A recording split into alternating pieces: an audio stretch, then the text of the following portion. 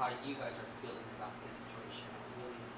Really, boil it down to like just earlier today, Malcolm was like, "Can I post All Lives Matter on your page?" And I was like, "No, you can't." He's like, "Why?" wait. Did you just see how all three of us shifted? Like, so I want Malcolm to explain his side, but I was like, "No, you can't. Like, I don't believe in All Lives Matter." He's like, "Well, the spiritual All Lives Matter in the spiritual way." I'm like, "Well, we're not talking about the spiritual way." well, but the funny part, though, I think about when people say all lives matter, and I'm normally kumbaya, Yes. peace and blessings and all of that. But I think if you're gonna say all lives matter, well, then why don't Black lives matter? Are we all lives? Like it doesn't make sense for us to always put out all lives matter when we're talking about Black lives. What's the point? What's the intention behind it? Why is that? So if those lives are important, all lives, then why are all Black lives not as important as all lives? You know what I'm saying? So when you say that, you're saying that in response to Black lives. That's what we're talking about right now, right? But it's not to say that all lives actually matter. You understand what I'm saying? Like people say all the time, no, all lives do matter. Yes, all lives matter, but Black lives matters as well. So how is it that all lives matter and then our Black lives are not in that all lives? You know what I'm saying? Like that's the part that kind of gets me, because I don't want to take away from anybody else, but right now we're talking about our Black bodies, our Black lives. We're talking about our Black. So why would you need to come into a conversation and say all lives matter when we're talking about Black lives at this moment? At this moment, right? Is that basically? I mean, I was saying the same thing too, but I was just like so confused. I looked at him in great detail. Like, what are you talking about? All lives matter. Like, no, now we're having to talk about Black lives, and that's our trans lives, our Black trans or Black females who are not being represented as much, And I'm like, that statement just doesn't make sense to me. It comes out very sensitive, very tone deaf. Because my thing is, it's the only all lives I'm sharing on my page are all Black lives matter. Because it's a conversation that we have to have within the community about segregation and things, that how we prioritize cis heterosexual lives over anything else. However, as far as just all lives across the board, no, I'm not about that. I'm not signing up for that. I'm not subscribing to that. And I'm not telling you what's doing your page, but on my page, please don't post that bullshit. Please, indeed. Sam, y'all be quiet there. I'm not quiet. I was very famous to the South. But right now, all lives matter. It's not right now. It's mostly, I say Black lives matter, because it's most black people who get talking about the police. You don't know if you go to the grocery store, you pull up by the police, you don't know if you're going to get shot. So I'm going to be real. If you white, you get pulled over, you going to make it. If you black, you pull over. They come to the car with your hand on the gun already. So you don't know where they're going to shoot you. You don't know if you're going to make it to the next block or not. So right now, all lives don't matter. Right now, it's Black lives matter. I don't know if you guys saw the John Oliver special that he just had on Sunday, but he left it at the show with this female, this Black female. She was just so powerful, it gave me chills, and I kind of want to pull it up to see what she said again, because I was like, man, I need to like. What she said was just so powerful that it made me like, she was saying, basically what y'all saying, like, we are dying at the moment. Like, I don't care that your target is burning. I don't care. We don't own anything. We don't own shit. So no, I don't give a fuck that that your shit is burning. I don't care at the moment. Like, we tried this peaceful thing for the past 400 years. We've been trying to do this. Oh, she said, you guys are lucky that Black people that we're not asking for vengeance. We're just asking for equality. And I was like, man, right there, you guys are not looking for vengeance, because you guys should be looking for vengeance. As much shit as has come down, you guys should be looking for vengeance. But she said, look, you guys are lucky that we're not looking for vengeance, and we're just looking for equality. And I'm like, oh crap. Equality and equity. And here's the thing. I'm not telling people how to protest. I'm not chastising anybody, because we all ain't hurt people. we are dealing with this, and we become to the point, unfortunately, most black individuals that I know have had that conversation with their parents or their guardians about how to conduct yourselves when you interact with the police. Right. So this has always been our norm. Regardless whether it may be a black-owned business or not, here's the thing, as you stated, we've tried this method before. It's got us to this point, to where we are now. So, and again, and I share it on my page all the time, like we have from the Boston Tea Party to Miss Pride Month with Marshall P. Washington. As far as starting that, it all started. We got the freedoms or the opportunities that we did have because of those riots. So I'm not here to police anyone's behavior. If you have a business, especially these corporations, but anybody knows me follows my page. You already can tell politically where I line. So all that capitalism shit, they can miss me with it. They ain't lives cannot be replaced. All that bullshit that can be replaced. So I'm not even trying to hear about it. I'm trying to like understand. On the flip side, people said, well, Titan, you just shut us down. No. Why would you want to come on my page or anybody's post and post all lives matter when we're talking about black lives? It's just like Josh having colon cancer, right? Yeah. And God forbid, I'm not saying that. But Josh having colon cancer, and then somebody coming up and saying, oh, but Josh, what about my breast cancer? Right. No, we're talking about Josh right now. We're here for Josh. So it's not right for you to come up and do things like that. But that right there in itself is a racist move, is a cowardly move, because you're trying to take the focus off of something as if we don't matter. Yeah. But we're all lives, right? That's what you're saying. But my black life can be snuffed out, murdered, killed on camera with a knee to my neck for 9 minutes, and that life don't like I don't care.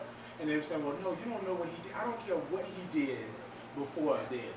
Miss me with that. What you're doing is you're telling me that I gotta pick and choose what Black Lives Matter, what like. It's heavy. It's heavy. And then we're in the middle of a pandemic, COVID-19, dealing with not possibly affecting the way that you breathe. Then you have to witness a black man who's begging for life. Something that he has already, all of us should have the opportunity to have. With no conditions, unconditional, is life. And then you have a grown black man begging to breathe, calling out of despair and duress for his mother. Man, but just think about it. If you were able to watch that video and not feel some type of way, I don't care what color you are. You were able. Come on. You are soulless. Like you don't have. If you were able to watch that video in its entirety, I had to stop watching it. Like, I was standing there saying, so nobody's going to help this man? Yeah. So the first clip was a little snippet, like a 1 minute something. And I was like, oh, okay. But then they showed the full video, and I said, what the? Like, nobody. And you mean to tell me that nobody gets the right to say that life matters? Nobody gets the right to say that we're going to protest, that we're going to fight for that? Nobody gets the right to say anything about that life without you saying all lives matter. So you're just going to disregard him, period. But then what is this thing, and I'm going to say this and I'm going to be quiet after this, but what is this thing that we do with black lives that we always want to go search for something that they did 10 years ago, 5 years ago, something like that. So if it was just a regular traffic stop, like Sam said earlier, if it was just a regular traffic stop, how did my life get snuffed out on a regular traffic stop? Or if it was just a regular, hey, let me find out what you were doing, or the business called the cops to say such and such or whatever have you. How did that get to murder? Yeah. That's exactly what it was, murder. Yeah. And as you stated, like no one came and helped, and then you have 3 other officers there, and they're sworn to protect and serve. How are you protecting the life of a civilian? That, I'm not saying that black people don't commit crimes. That's not what we're saying. What we're saying that we want equity and equality. Once we have to deal with the law system, that right there was not equality, that was not equity. Not at all. And then how casual he was, why he had his knee on this man's neck. It just shows you. It shows you the normacy of being a black person in America. Definitely being a black man in America when you interact with the police. If you could have looked at again, I looked at that video and that man looked into that camera and smirked. He knew. He was smoking the entire time. Yes, but he knew in his heart of hearts, in his mind of mind, his soul of soul, wasn't nothing going to happen to him. He knew that.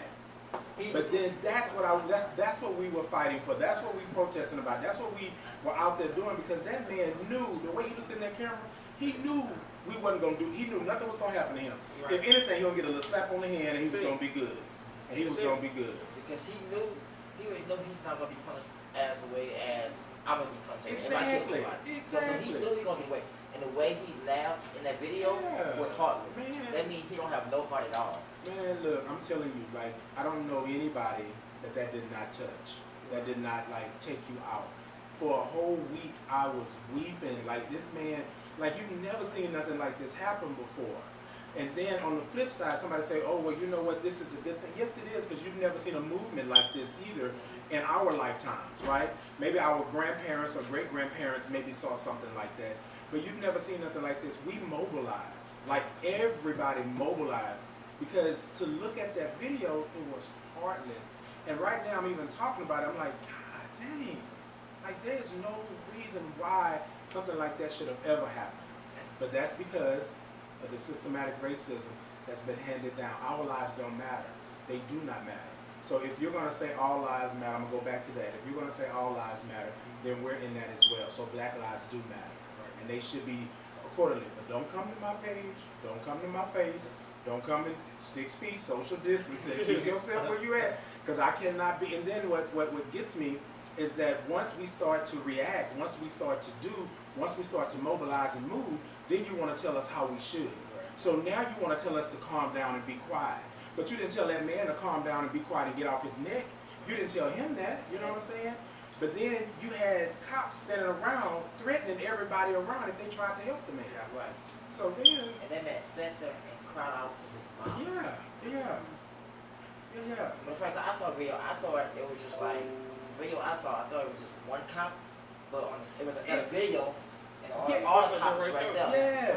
Yes. Well, 3 officers, well, 4 officers. 4 officers there. And I was just, when I looked at that, it was just horrendous. I was just like, I couldn't even believe what I was watching. I was like, is this real? Like, is this, it can't be, because the EMTs, when they moved his lifeless body, because he died there, you cannot tell me that he did not, like, they just moved him, they rolled him over like he was just trash. Yes. I was like, any EMT, anybody who work in the healthcare field knows the first thing you would do is, check the pulse, start compressions right there, and then if he doesn't have it right there, then you start compressions. They didn't do nothing like that. But did you see, who was it? Was it the other cop that came over and touched his neck to check his pulse? Yeah. But his knee still was on his neck. Yes. So I think sometimes what happens is that, and y'all, I'm sorry, because I'm just like, but I think sometimes what happens is that y'all push, and I say y'all, those that are bad, those that are not bad, because let's be honest, not all cops are bad, right? I have a couple of cops, officers in my family. Not all of them are bad, but if you stand by and watch somebody's life leave their body, watch somebody be murdered, right, killed, then you are just as wrong as a person doing the actual crime, and it is a crime. So you should be held accountable. But what gets me is that once this happened, then you wanted to tell us how we should actually react. We shouldn't be angry. We shouldn't be that upset. We shouldn't do this. What do you mean? So now you want to regulate what we do? I keep telling people, y'all gonna get enough. Y'all gonna keep running up on people? Yeah. Play that. I just want to welcome Lady Hale to our show. Brandon should be here. Do you have something to say regarding all this? I know you had something you were talking about, something you were doing. Oh, yes, I had something to say, and I want to thank you. I always let you be your co-host here. Come on, co-host. And all the above co-hosts with each other. But what I wanted to say as being one of the people that's always on the front line, always speaking at these protests. And what I tell people all the time, it's one thing to just go and talk and pray. I think we talked and prayed enough, so it's some more things we need to do. So, like I said, when I do things, I always call for a plan of action. Not just here in the city of Houston, but a nationwide plan of action. And as you see, I spoke for behalf of Breonna Taylor at the Discovery Zone. And the speech that I gave for the national call of action was on all of the news media. And it was informed to me because of what we did, not just here in Houston, but nationwide. You know, her boyfriend was charged with shooting back at the police as soon as they came in. So he has been released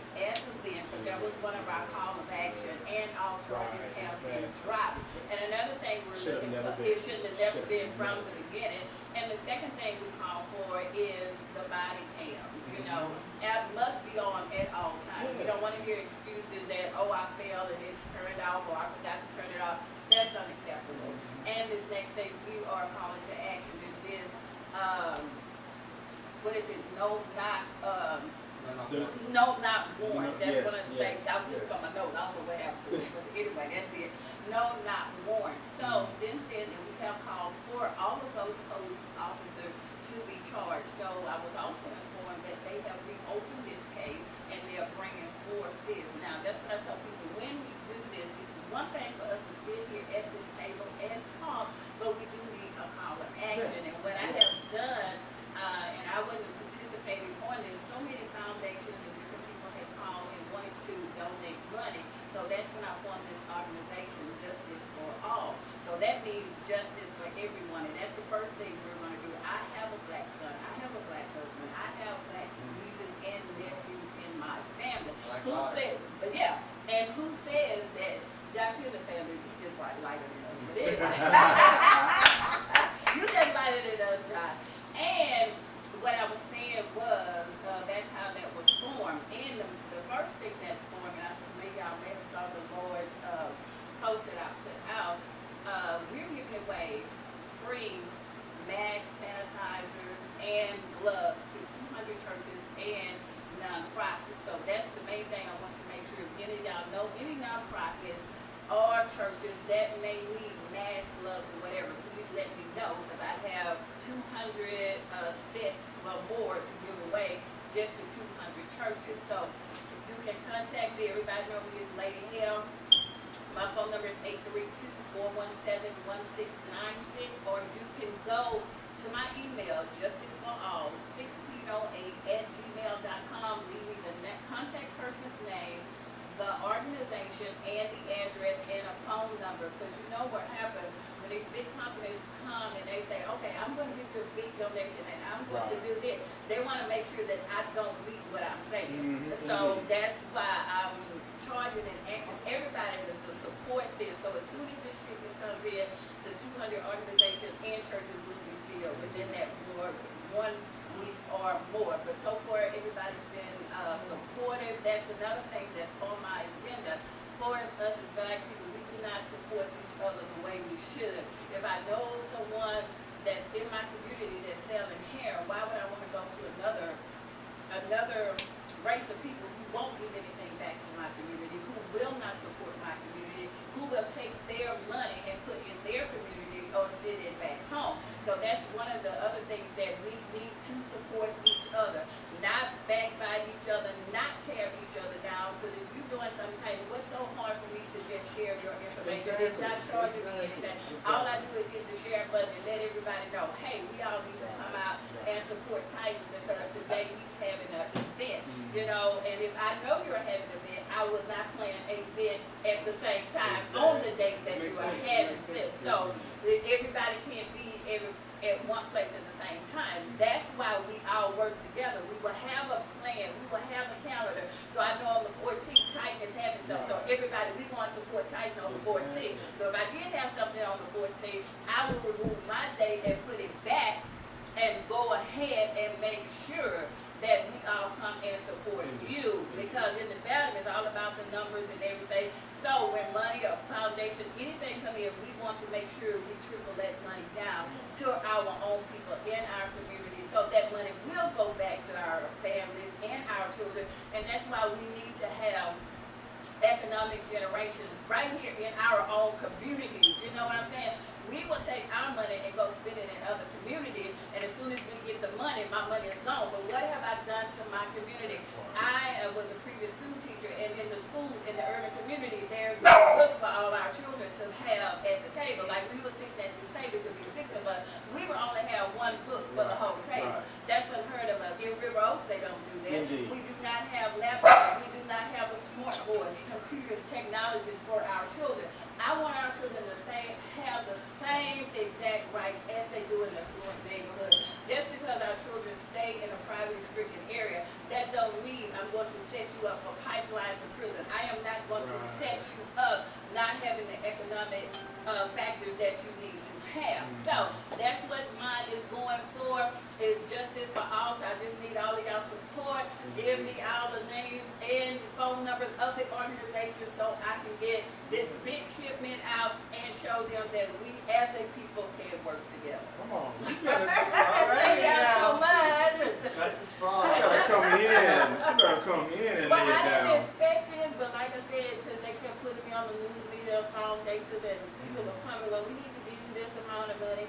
And I didn't, well, y'all still on. But I had another one of my big donors. Everybody know Antonio T. Smith Jr., which is worth $32 million. That's why I was late. He's making another big donation because he was the one that gave me the $350,000 for my school. So he's giving me another donation to start off this organization. So this one black man told has given me over $700,000. And I can account to all of his money. I didn't buy no bill, I didn't buy no red bottoms. I already had all that before. And I give my board, Josh is on the board, Josh is going to help us. Well, help us with the voter registration and for is everything about the, I always get the letters turned on, what is it, LGBT. Yeah, he's handling all that. Josh will be handling all that. That's why I say if it's justice for all, justice is for all. So if somebody in the community is not being served or they're being discriminated against, we will take action. Like I said, I really thank you, Titan. I don't remember one time Josh couldn't make it to the show and I filled in for Josh and they was asking me all these questions. I'm like, okay, and then Titan just jumped in and he just handled it. Because I say that's how it works all together. I may not know everything about the community, but Josh do. So if I have donations and resources, I can just put it to the community and help, and we can still get it all done together. I agree. Yes. And I thank you for that because a lot of times what happens is that people shy away from the community because they feel they don't know and they don't want to ask, right? And then 9 times I'm going to speak to my LGBTQ community as well. Okay. Sometimes we have to open up and we have to be understanding that some Right, because people we don't know, but I always ask and I don't not try run to, somebody yeah, away. and I don't try to be disrespectful. Yeah. I just don't know. Yeah. And just he keep telling me all the letters. I feel like I got the letters right, but I'm there in spite of to help him in whatever he needs. Yeah. Because Josh always helps me with everything, and I want to say, to Josh, every time I'm out at the protest, everywhere I go, Josh is always protecting me. If Josh don't see me in this side, here you go. He be looking. I'm gonna give it over. Josh be like, I'm ready to throw down. Y'all Y'all bet that's my security. So I already got my security. So I thank Josh and who is it? Ashton, who always allowed me because they were asking for speakers for that big event for Brianna, and he was one of them that suggested that I would be one of the speakers. So that and a lot of things, Ashton has pushed me and helped me to be speaker, and that's how I've gotten the national attention that I have. And I wasn't expecting all that, but all the money, all the donation, all the stuff just hit me just at one time. And I do believe. And I believe in karma. Whatever you put out comes back to you. I always try to put out good, and I always try to help people, so it's coming back. But it's coming a little bit too fast. That's why I give Josh and other people to come and help me, so we can show the world and show the community. Yes, we as Black people, we can work together. It's not going to be no argument. It's not going to be no confusion. It's not going to be no fight. We're going to work together and get this done. Everybody can't be on the front line, and that's what a lot of companies say. So they know. I've proven myself, I have accountability, and they know if they put $200,000, $300,000 in my pocket that it won't be misappropriated. I can account for every penny, just like I said. Antonio T. Smith Jr. gave me the $350,000, and I can account down to the penny of every penny that he has given me. And so that's why we were back on the phone with the bank, getting everything I needed for another $350,000 or more. He said he wouldn't do the exact amount, but it's more than that. So, I'm at right now $700,000. So I hope by the end of this month, next month, I will get over $1 million.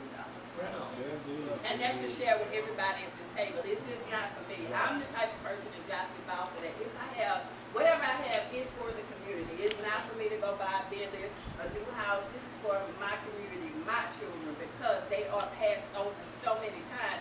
And like we heard at that thing, the girl, she's transgender male. Remember the young lady that asked me to speak?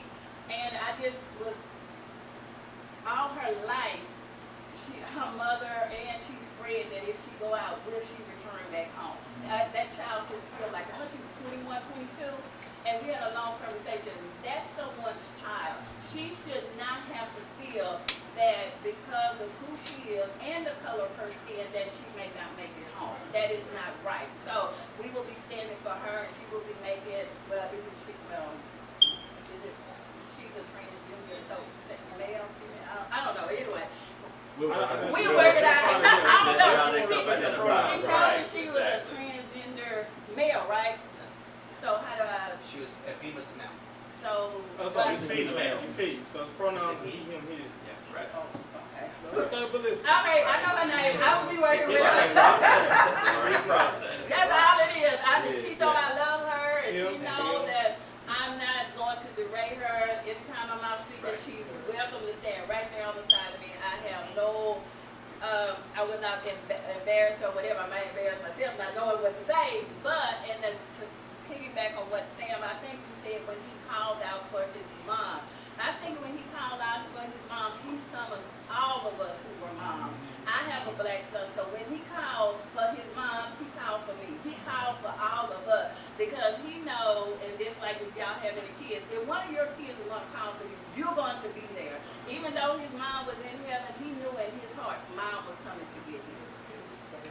Yeah, the fan is just going. That's the fan blowing because there's no L on this side. Ain't no matter. I'm sorry, y'all. I did not mean to get into the conversation. I did not mean to stop the So I flow. think y'all was just letting me come in and Indeed. interrupt what y'all were doing, but that was an announcement that I had to get out because you know when they give us a large amount of money, a large or something there, well, they not gonna get this done. Right. Yes, we are going to get this done. So I have, if y'all know and y'all hear me, 200 churches and 200 nonprofits. It doesn't matter. Someone called me with some foolishness talking about don't be given to the LGBT. That ain't got nothing to do with it. These are for everybody. So don't call me with that foolishness. Do not come on my page with that. It's for all organizations.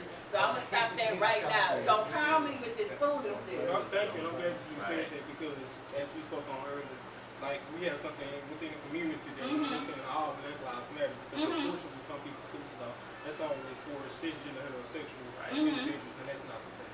Okay, okay. And like I said, the most of the people that were contacting me, like I said, were from the faith-based community. I'm not having this foolishness. And me and my husband both are licensed ministers. So anything I involved in, everybody is welcome. Josh has come to many events we had at the church, and he's been on the front line with us. So I will not discriminate against anyone. I would like to welcome Brandon to our panel discussion. Hey, everyone. Thank you so much for making the time. You have a super busy schedule, so I'm like so grateful that you're able to come on my show. Happy to be in the States. You know, we were just talking about the difference between. That's just one topic that I want to make sure we air out the first time because when I got here, Malcolm was like, "Do you mind if I post on your page, All Lives Matter?" Yes. And I was like, "Absolutely not." Right? Yes, I do. No, yes, No, I we do. know what mind. you're talking about. And no, you cannot post that. And he was like, "Okay, well, I believe that." And I was like, "It doesn't make any sense to me No. that you believe that at the moment." So we had this little discussion. I wanted to kind of bring you into the discussion as well too, and how you felt about that conversation of all lives matter versus Black Lives Matter. Because right now we're not talking about all lives. If your house is on fire, the police department comes to your house and puts out your house. It doesn't go to your neighbor's house and says, "Well, you could catch on fire, so I'm gonna water your house while I'm gonna let this house burn to the ground." Yes. Right. We're not. Black and brown people are burning to the ground at the moment. Yes. They're literally, that's a reference that could be used because 400 years has been through this stuff. So, as a white person, when I get stopped, there's no fear that I'm gonna get shot. No Yes. fear. I worry what the fuck did I do? I worry like this stupid cop just fucking pulled me over for no reason. Like I was only going like 5 miles over. Like what's this problem? Yes. But I know in that mindset, am I Right. thinking I'm gonna die today? Yes. And that is the thing that we have to discuss because I think it's so important that the police. That's why I kind of want to bring HPD because it's combined. Yes. It's a combined issue. It's integrated. and you can't talk about one issue without talking about the other issue. And so if we're going to talk about Black Lives Matter, we also have to talk about the police department and everything that's happening in the police department, because HPD is no innocent in here. Right. They are guilty of sin, and they are guilty, and they know they are. Right. And it's up to us. I feel like, okay, so what are we going to do? I was blessed to be on a call earlier today with Sally Akon and several other members of the community, and they were just discussing what they want from her. And I'm just listening because that's my job, is to listen and feel and absorb what's happening. But I wanted to get your thoughts and your views, and I mean you're super active in the community, so I'm blessed to have your viewpoints on this. And as a member of the whole, I think we're all LGBT here. But you know, like Breonna Taylor. She was in her house, minding her own business, sleeping. After being a paramedic. You know, bow hair. He was in his apartment. Eating ice cream. Minding his own business, and he gets shot, killed. You know, so like, plus, you know, it belongs to the CEO, everybody. There's just so many names, and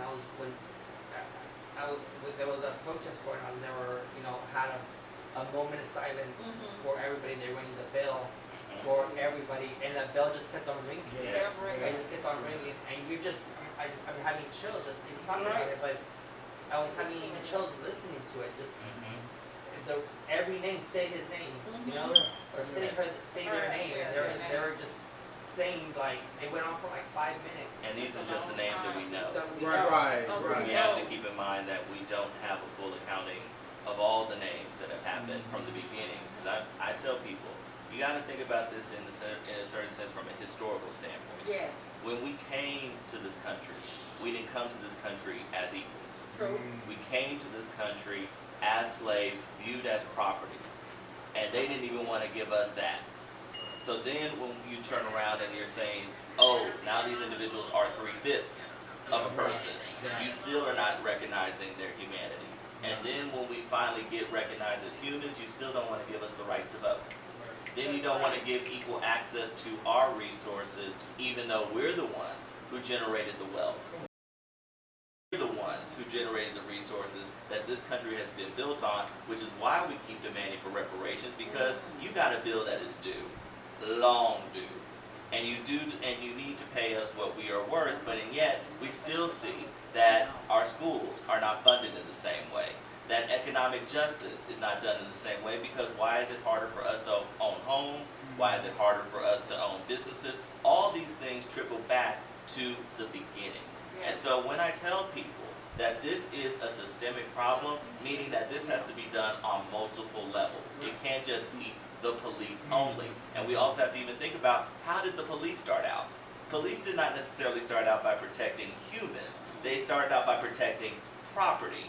And we were viewed as property, so therefore we were automatically and inherently viewed as negative.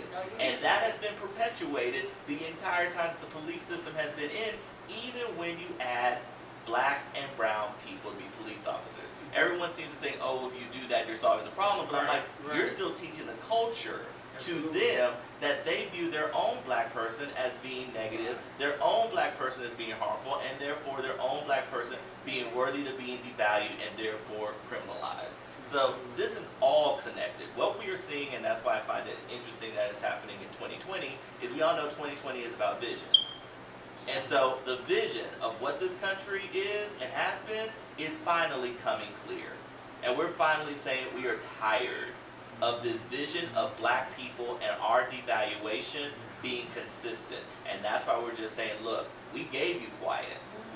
We gave you the ability to work on this in policies. We gave you the ability to put in your accountability. You chose not to do that. Well, guess what? We're demanding. We're going to have this change. It's going to happen now, and these systems have to be dismantled in order for us to really get back to equity, if that's truly what we believe in this country. Because I find, because we always say, oh, we hold these truths to be self-evident. Well, apparently it's not really that evident, is it? Okay. Because if it was, we wouldn't be dying at higher rates. And that's with the quote-unquote good cops. Right. And I think what Brandon just said speaks to why your question earlier was about All Lives Matter, right?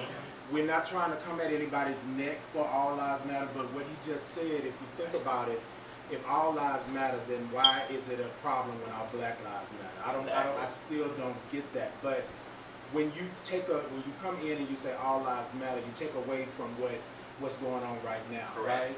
You made that point earlier, like if somebody's house is burning, the fire department doesn't go to the house on the right or that doesn't have any fire.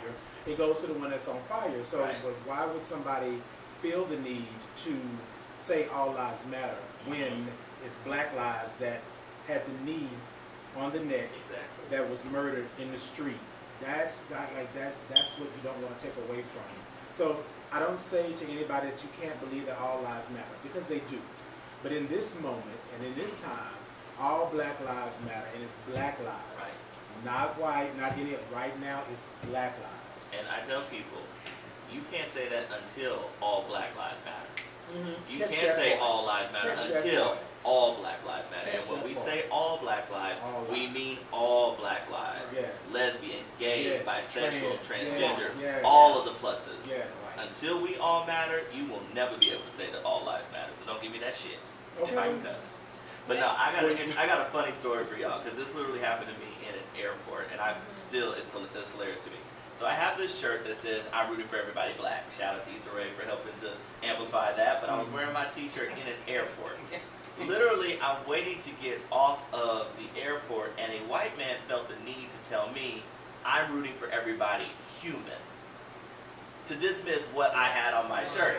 And literally I was like, that's nice, sir, that's nice. I'm still rooting for everybody Black because of the simple fact that who's really rooting for us. And the simple fact that you felt the need to tell me that means you're not understanding the sentiment on this shirt, and you're truly not rooting for everybody Black. So once again, you can root for everybody human, because guess what, everyone else is rooting for that. I'm still going to be rooting for my Black people, because we need to get what is ours. And trust me, us getting what is ours is not preventing you, and it never has. Why do you feel the need, though? Right. Why do you feel the need? It's, That's the part I it's your don't own get. superiority, right? That you feel that you need to correct me, and that you therefore have a superior position in order to do so. And I'm like, no, you don't. You don't have that right. Yeah, you don't. Oh no, you're good. I'm loving the conversation. Oh, yeah. Because, I mean, it's reality. And then again, that looks at privilege. But even we go back to, as Brandon stated earlier, when we were stolen and brought over here, that we weren't considered human beings, and we weren't given rights, things of that nature. When the Constitution was wrote, it wasn't wrote with us being in mind. So that's all men are created equal. They were not talking about us. Nope. And that's where the foundation started. And that's what hence all these years later we're here now. So when you're saying all lives matter, you're saying the same shit that was said in the Constitution. We weren't even a part of that at the beginning or at the table when the shit was wrong. And it's so funny because Thomas Jefferson was in love with a Black woman. Right. That man was literally having a relationship and with a Black woman at the time that he wrote the Constitution. And you could have easily, with the stroke of a pen, That's it. right then and there, alleviate all of this, and you chose not to. So what's the basis of that? So that's why when people say, oh, you're founding fathers, and I'm like, he ain't mine. Okay. And I have two other things to do. One, we're in the process of doing and working it out is having a city town hall meeting. I will bring the mayor, the chief, and some of the city council, Sheila Jackson Lee, and some of our other officials. So all of the questions that these people do have, you can ask them directly. And another thing you participated with me about is when we brought all of our children to a town hall meeting. They'll get to talk to the mayor, the chief, and all that. Because when I did that, we had the whole church was full. So our children does matter, and we want to hear what our children, because a lot of our children are still in fear. We heard from the mouth on that march. Two little girls were saying, and they were little girl. I can't go to sleep because I don't know if somebody's going to come in and kill my mommy and my dad. A white man. She didn't say any man. She said a white man. So I had a question for a lady here, Miss Amy. She said it should be all lives matter. I understand what happened in slavery, but Blacks have gone and killed white people, so why should it be just all Black lives? Who wants to answer? Okay.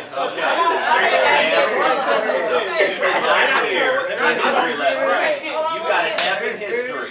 You got an F in history right here and right now because you did not understand. F minus. Because, once again, it isn't about the killing.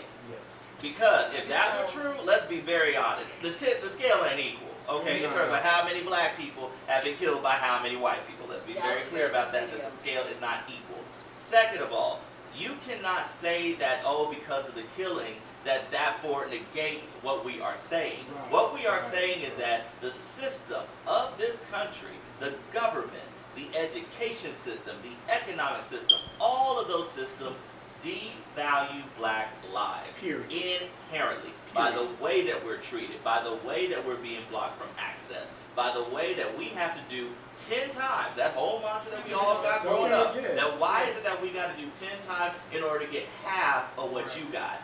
That right there is how you automatically know that black lives don't equal the same as someone else. So hence, you cannot sit here and tell me that all lives matter if I got to do all this additional work just to get half of what you do. And guess what? I still do it 10 times better than you with the one time that I did it. So don't give me that, man. And once again, you failed history with an F minus. Please repeat the lesson. And then again, going back to school, the teacher always says stay on task. Ma'am, stay on task. Right now, we're saying black lives. That's it, period. You said you understand, point, period, exclamation mark. That's where it stops. If you truly understand, and we're not asking you to agree, if you understand the magnitude of what's going on with the black lives, so there's no need for a equation. Right. There's no need for, well, I understand because black lives all that, darling, we understand what proximity looks like, and of course, this me, and this is to everybody across the board, so we're going to talk to black people, we want to bring up black on black crime, we are going to talk about this. Proximity is real, just like you have white people that kill white people, but we're not talking about that. Again, stay on task, we're talking about black lives. Intra-racial violence. Okay, But then again, intra-racial. Use the terms correctly. Okay, They exist but for then a I reason. guess I want to say this. Right. I guess I want to say this to the lady. I don't dislike you or hate you for what you're asking or what you're questioning. But think about why the need. Why do you have that need? What is the point that you're trying to make when we're talking about black lives? Like he said, stay on task, right? Stay on task. We're talking about black lives right now in this moment. What makes you feel like you have to come and ask that question or make that statement? I hear the black on black crime. Well, you know, blacks kill black. Well, look, we all live in neighborhoods and areas of the city where there's mostly predominantly black people. So of course blacks are going to kill blacks. But then also you have Caucasians that are predominantly Caucasian in the same area that are going to kill Caucasians. It doesn't negate the fact that right now black bodies is what we're talking about. Right. Why do you feel, and this is what I try to talk with my Army buddies, because I spent 8 years in the military, and my Caucasian Army buddies, right, always want to ask that question. But you have to ask yourself, why do you feel the need to ask that question? Right. That's the point. That's the point. Why do you feel Not the even need? the want, not even the need. Why do you feel the want?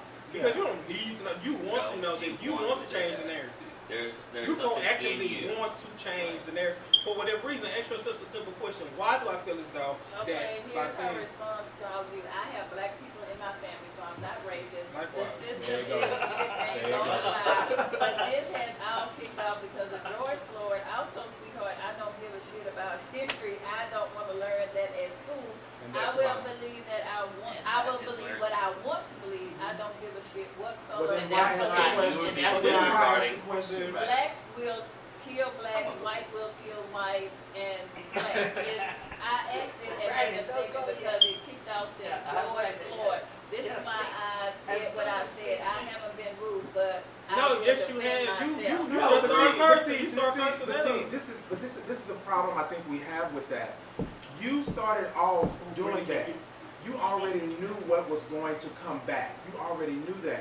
Look, we're not coming at your neck. We don't care how it feels, but if you're going to come into a space or a place and you're going to ask something and we reply with what it is, and then all of a sudden you feel You like say we're no. attacking you, we're not attacking you. We're just saying that that's not right. You need history. You need to learn your history because your history is going to teach you where you're at right now. Exactly. Why do you feel the need to say that? Why do you feel like that's good? Why do you feel like that? And then you just said you got black people in your family. That told me enough right there. So what we're going to do today, we're not going to go back and forth with you. We're going to send our love to you. All lives do matter, but right now what we're talking about is black lives. And You one want to thing- know that. And one thing I want to add is never ever start off with I have black people in my Exactly. family. Like they give you a We pass. are not your shield. Man. We are not your diversity cookie. Okay? Because truly, if you did value the lives of black people, you wouldn't even need to say that. Right. You would automatically want to understand and want to and listen and get the history, listen and get our perspectives. The fact that you said that you are not here for a history lesson and that you're not going to go down that road means you are not committed to doing the work that you need to get to the better perspective that we are demanding that people get to. So once again, ma'am, this is just showing that you're not willing to do the work to do the issue correctly. Right. Because once again, we're not here as your shield. Right. And did you hear us say it started with George Floyd? This is But way back. that- Right. It did not. That Not says at all. everything without saying anything. The fact that you feel as though, for some reason, He said, all of a I'm sudden, saying I understand how you all feel. Okay. Okay. Okay. but you understand. And we're Well, good here's with my that. thing, because no one wants to be polarized, and not too many. I don't know too many people who receive learning polarized by being polarized. So let me say this to you: don't be dismissive when someone shares a viewpoint of a question that you ask. I don't know who you are, Amy, nor who I probably would not investigate who you are, meaning that I didn't care about your opinion prior to. You came on this platform to inquire with us. When we gave you an answer that you did not agree with, then it could have stopped right then and there. You said, I don't give a shit, I don't give a, and I don't know where you're from, but I'm from the southeast of Texas. That's rude. So when She's you from became, London.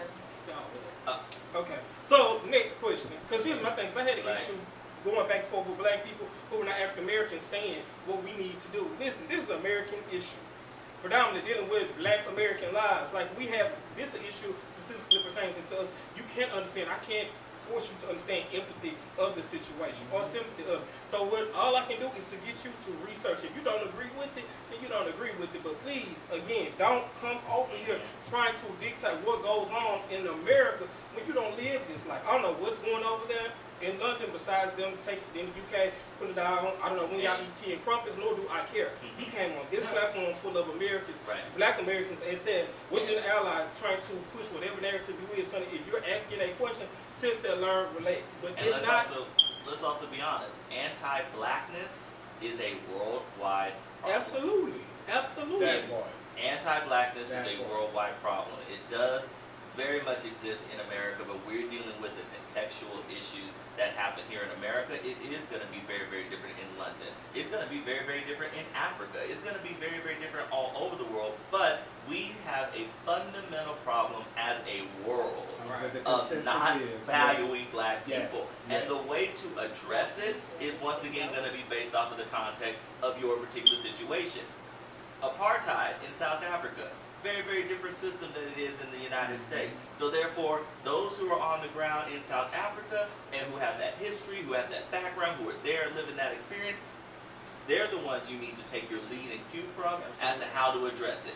Here in the United States of America, it's going to be us as black Americans because we have that history and that context, and we're the ones who need to be leading in that effort. For all of those other individuals, your job is to listen and then provide support in the way that the individuals leading are asking you to. That Don't part. come in and co-op. That part. Absolutely don't come in and Somebody co-op. this preacher told Amy, you need some more education on racism because this started way before George Floyd. We just want those racist cops to take their knees out our My neck. ancestors. Pastor Silverman said our democracy is effective, period. Our history books have lied to us time and time again, but we still have the wrong knowledge, and we're going to get one mindset. We will continue but lose and still beg to get equality as black society. can I ask a real quick? So Yes. how many individuals here have women in their family? So, Women in their family. So this means because we have women in our family, based off their logic, that we cannot be misogynistic Everybody, sex. No. right after this discussion, Katie. I have I think we have a question. I have a quick point, and I want to play devil's advocate here. Yes, So, sir. Now, them don't need no evidence. I'm saying you know, so whenever you get big, I always like when someone says that. I'm good. Alright. Help the lady here, and I'm not on her side. No. I'm just giving you the perspective that I've been getting Sure. from everybody on my Facebook page who doesn't quite understand what's going on. Sure. Her perspective is saying, and correct me if I'm wrong, ma'am, I forgot your name. Amy. Her perspective is, and this is the argument that I was given, or the counter argument that I was given. I've been oblivious to you guys' problems all these years Mhm. until recently. That's why she said Yeah. it just started with George Floyd. Yes.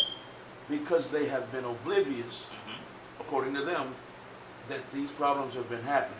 So when we up and say Black Lives Matter, they're like, no, we haven't done anything to you. Well, What what are she you just talking said, about? Malcolm, she said she understands that it happened before George Floyd, but it got worse after George Floyd that happened to him. I think But- George but Floyd- I think going Let to- him I- finish. Let him I'm finish. curious as to So we your can- point. Malcolm. Right. Okay, so I told him, we can get, yeah. But yeah, I'm curious as to your perspective, sir. Basically, the friends of mine, and I'll give you my personal perspective in a minute, but from the friends of mine who were countering what's going on in society right now, they were saying, Malcolm, we had no idea this stuff was going on. All we knew was Colin Kaepernick was kneeling and disrespecting us. And I'm trying to tell them, look, it didn't start with Colin. No. It started 400 years ago. Right. It started in 1863 when it was written, when the national anthem was written, or 1914, whenever it was. That's when it started. That national anthem was never written for us. No. Most people don't even know the Correct. stanza in which I'm talking about. Mm-hmm. And when I put it in their face, they're like, really? Right. So, to help the lady here, Mm-hmm. they're oblivious to what's going on. That's all I was going to say. Sure. And to end what I'm going to say, my personal perspective is this: Black Lives Matter, all day, every day. Indeed. That's right. She said But she I agreed don't- with you, Malcolm. But I don't. That's what I thought she was coming from. So I thought I would help her explain herself. Number two, the way I was raised, I cannot, and the way I'm living, Mm-hmm. I can't discount all lives. I can't. Mm-hmm. I got a white girlfriend. Mm-hmm. I got Hispanic Mm-hmm. stepchildren. I have to look at it Oh yeah. as all lives, even though I'm black as you can get, Mm-hmm. and I believe all Black Lives Matter all day, every day. So that's my personal perspective, Sure. and I'll let y'all have it. So go for it first. Can I just say? Yes, sir. So I want to say this to the lady and to Malcolm.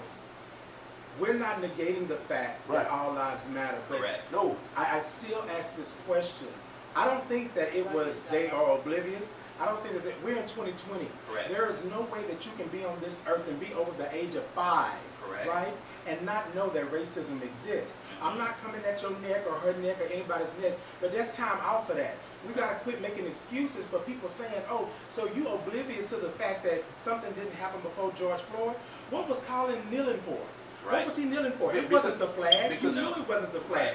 because we're just disrespectful, is what I'm being told. But Right, but here's my thing though. I think There's something what bigger we than have that. to do, we have to stop doing that. We keep putting excuses. We keep putting, Right. oh, they don't know. Oh, that's messed up. Just like that man looked into that camera and still kneed And on the knew. back of his neck And and laughed. He knew, so he was oblivious. So Right. when you have people that say things like, "Oh, I didn't know that was happening. I thought Colin was just doing that." Why was he kneeling to begin with? Right. Why did Colin Kaepernick lose his job, lose everything that he had going on for him? The league kicked him out and did all of that. If it was not a problem prior to, Brandon, right? But here's him the other doing thing. this. I've even been told, and I'll be quiet for a minute. Mhm. I've even been told, after I explained why he was kneeling, Mm-hmm. well, that's still not reason enough. Exactly. What? Exactly. Right. It goes back to what Brandon So, was saying. exactly. We are not considered human. We Right. are not considered people that matter. We are not considered a part of this. Because if you can sit there and tell me, in all the years that you've been living, who's the youngest person in here? When he The baby, but right. I'm sure he actually knows. knows. Right. There's And no here's the way thing. that you can sit here and say that they're oblivious. The sad People part is always this. do that. Black people are expected to know everybody else's culture. We have to know white culture. We Right. have to know white history. We gotta be have to know passive. all of that. We too But forgiving there on is, everything. and we are the most forgiving. Yeah. Even though we have had some of the most No, they heinous don't. things Absolutely, done to us, absolutely. but we're always expected to be the ones who are forgiving. Exactly. However, Right. white people are not expected to know black history. Exactly. White people are not expected to know our culture and the way that we do things, but yet we have to know that because we have to survive or play that kind of survivalist role. So that's the reason why I say respectfully, if we have to do all this study and all this work to understand this Yes. culture, respectfully, you have the ability to be able to do that. Yes. Google is free. Come on. You Yes. can easily Google why Yeah, Colin our history. Kaepernick was kneeling and understand a lot. You could easily see why was it that what happened with George Floyd happened, because there have been several of people Yes. who have written about it. So Yes. that's why I say respectfully, don't give me that you don't know. You're choosing not to, because we Exactly. don't get that choice. Because if we don't know this system, Yeah. we end up dead. Exactly. Yeah, so Amy Exactly. said there was racism before I was born, where blacks Me were too. slaves, and I didn't agree in how blacks were and are treated, and it's still racism. My cousin is 11 years old here and actually teaching black history right now. That's it. That's good. That's it. But and that's why we don't want to take anything away from anybody, but we don't want you to sit here and say, like you said, Brandon, and like we said, that you don't know or you're oblivious to it, because there's no way that you're on this God's green earth and you've been living, period, and you got any type of social media, any type of TV or anything, and you don't know anything about black lives that are being snuffed out, that are being killed. I'm sorry. Right. And then you're gonna say that you have a black family. How can you not? What do you, Titan, Brandon, That's not it. Josh, Adonis, and Sam, I have a question. Go for it. Go for it. Before you had a question, going back to what you said, regardless whether you didn't know or did, if you have a smartphone, use it smartly. You on the social media app right now. Period. Like I'm not gonna give it to you. I'm not gonna like serve it to you. This is me as a black man in America. That you are on Facebook right now. Just like you downloaded that app, you have to go to the Google store or wherever, the app store, and to download information, meaning that you research that. Use that same passion and vigor and curiosity when you just want to understand, which in my opinion, how I'm interpreting, you really want us to agree with you. But whatever the case, use your smartphone smartly. Yes, sir. Yes. All I wanted to add was, here's another argument that I'm hearing, and I think y'all alluded to it earlier. Sure. They sent me some screenshot, and I want y'all to touch on the validity of it. Please don't tell me you're about to talk about stats. They counter arguing with me. They arguing with me and saying, look at the statistics. Look at this. No. Whites are killed more than blacks. Whites are killed more than blacks. So why are y'all arguing? That's what I'm arguing about all the time. I'm like, what? So someone white countered and answered them and said, because whites are the majority.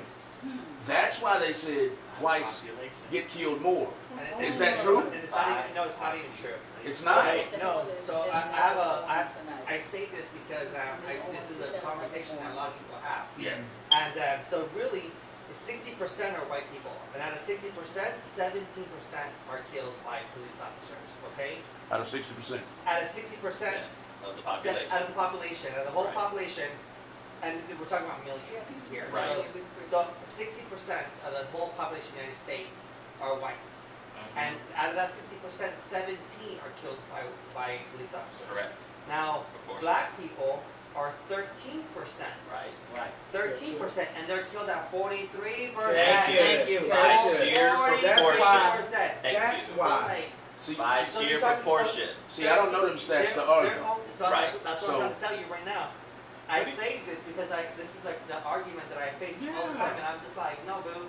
I want to show you But- right now the facts. The fact is that you have to pull that out. Yes. Is also the Yes. problem, Yes. because why is it that you're trying to justify that this isn't an Exactly. issue when we clearly have been telling you this has been an issue from so many times? You're trying to justify your ability to not be a part of this and justify your ability to be willfully ignorant. Exactly. Well, Amy said she Willfully. didn't learn this type of stuff in school that we're discussing, and it's easier for her to ask the question than to go back and read about it. Indeed. But here's the And thing, pay though. your educators. Right, but here's the thing, though, Amy. But here's the thing, though. It's okay for you to ask the question, but then you can't sit up here and rebuttal what your actual answer is or what we're teaching you, because we know firsthand what that is. So if you're going to be in the room to get an education, then get the education. But you can't go against the teacher. You can't go against, and those little stats that they've been rolling around, ladies and gentlemen, we have got to understand that it's systematic. It's been Yes. going on long before we have ever been here. Yes. So we got to stop doing that, saying that, oh, this is what it is. Are you serious? I was in the military for 8 years and I did not understand. So this is something me and Amy can agree on. Everything that has happened, Colin Kaepernick kneeling, Tamir Rice, Brown, Philando Castile, all these people, we can go back. We can go back. Yes, we can go back. China Gibson and all these people. We can go back and we can say this. But what you have to understand is that I'm standing right next to my counterpart. When this George Floyd thing happened, right? When he was murdered, my Caucasian battle buddies' friends came out the woodwork. So when they started telling me, well, all lives matter, and this is what pisses me off, because you're telling me that I cannot sit here and mourn, I cannot sit here and acknowledge this black body that's in the street for you saying all lives matter. And they were thinking, no, well, you know, tighten that, this is right. No, how is that right? Amy said she want to apologize to you if you came across wrongly. We appreciate that. But this is, let me say this real quick. If you want to be an ally, right? If you want to be an ally, right? If you want to be asked, invited to the cookout, know your place. Yeah. Know your place. You do not come to the cookout telling me how to fix the potato salad. You do not come to the cookout telling me how big to make my patties for my burgers. Right. You do not come to the cookout changing the music. Thank you. You play your part, you stay there, and if you have a question, you ask. That's the way it should be. What we get all the time is we get everybody wants to tell us black folks how to live our lives, and that's the part that makes me mad, because people want to say, oh, I'm ignorant to the fact, oh, I'm oblivious, or oh, I don't know. That's not what the case in point is. You know, but you choose what you do. You chose to turn the cheek. You chose to look the other way, because why? Because to admit that your father, your grandfather, your mother, your grandmother could have been a part of the genocide of our people, that's too much for you to bear. And I'm not speaking directly to Amy. I know I'm pointing toward this way. But what I'm saying is, people got to stop that. Like, And another thing, because you mentioned allyship, I really want us to really have an honest conversation about that and what that means. First and foremost, you can't call yourself an ally. The community that is the marginalized community is the one who tells you you're an ally. Because a lot of people like to use that as a bumper sticker. Oh, I'm an ally. Oh, I'm this. And I'm like, well, what exactly does that mean to you? And in what interactions have you actually been in community with individuals to be told you're an ally? And then I always tell people, I'm done with allyship, and here's the reason why. Allyship is something that is easy. It is something that you step into and out of. Because at the end of the day, when the work is done and the pain happens with the loss, allies go about their business. They're fine. We're the ones who are left with cleaning up the mess, and generally allies step back and they don't clean up the mess. I propose accompliship or comrade, because if I'm an accomplice, we both going to cheat. If I'm an accomplice, we both going to enjoy the wins of this, but we're also both going to feel the same pain and value of the loss, and I'm going to be here to help clean up and make sure that we're ready for the next battle. So I really tell people, look, if you really want to help in this, we need accomplices. We need comrades. We need the people who are feeling the same way, not allies. And to me, a big thing of what we're seeing right now is we're having this moment. And it is a wonderful thing that we are having this moment, that people are being awakened to this. But my question to everybody is, where are you going to be 6 months from now? Because this is a continuous movement. This has been a continuous movement, and the problem that people keep thinking is that, oh, it died down, it must therefore be over. Oh no, we're still working on this. So what I need people to do is to continue to work on this in all the different ways they're working on this. If we're able to get the dismantling of police departments, that's just one problem. I need to see where you're going to be at that school board meeting to make sure that our black and brown schools are getting equal funding.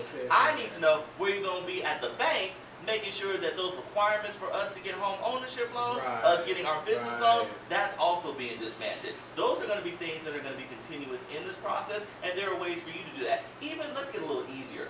Are you going to change the culture at your job so that I can have an easier time of just being black in the workplace? You could do that. And if you ain't doing that, then all these company statements, all this other stuff is just fluff and BS, and we ain't got time for it. So hence, you're having your moment. Great.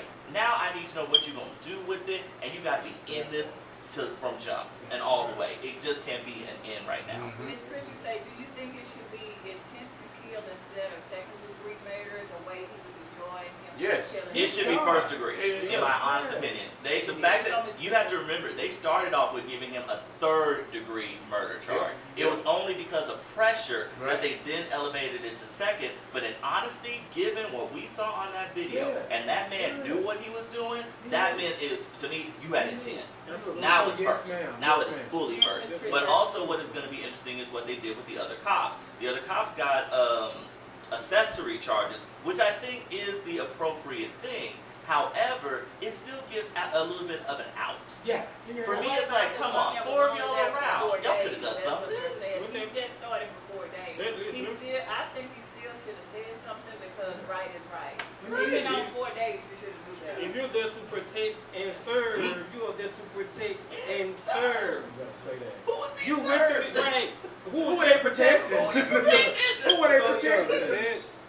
And just like Brandon said, because I love it, not allyship, accomplice. They were accomplices. They were essential to murder, period. If you say something, you don't say something, you are part of it. Right. 4 days, first day, second day. And then Malcolm, going back to your statement, as we said with everybody else, we're not saying that our lives don't matter. When we're saying I understand. I was explaining from a friend. Right. So We're when talking you to your said friends. we want you to understand, like, yo, romantic relationships or whatever, we definitely understand all lives matter. But again, when we're saying Black Lives Matter, regardless of who you're connected to romantically or what, we need you and your voice as a black man to say that Black Lives Matter, and this is at the forefront. Yes, sir. And all I'm saying is the best way for me to explain it is right now, at this present time, my tongue is split when I speak because Black Lives Matter. I know it. But when I have friends of all races around me, and I'm trying to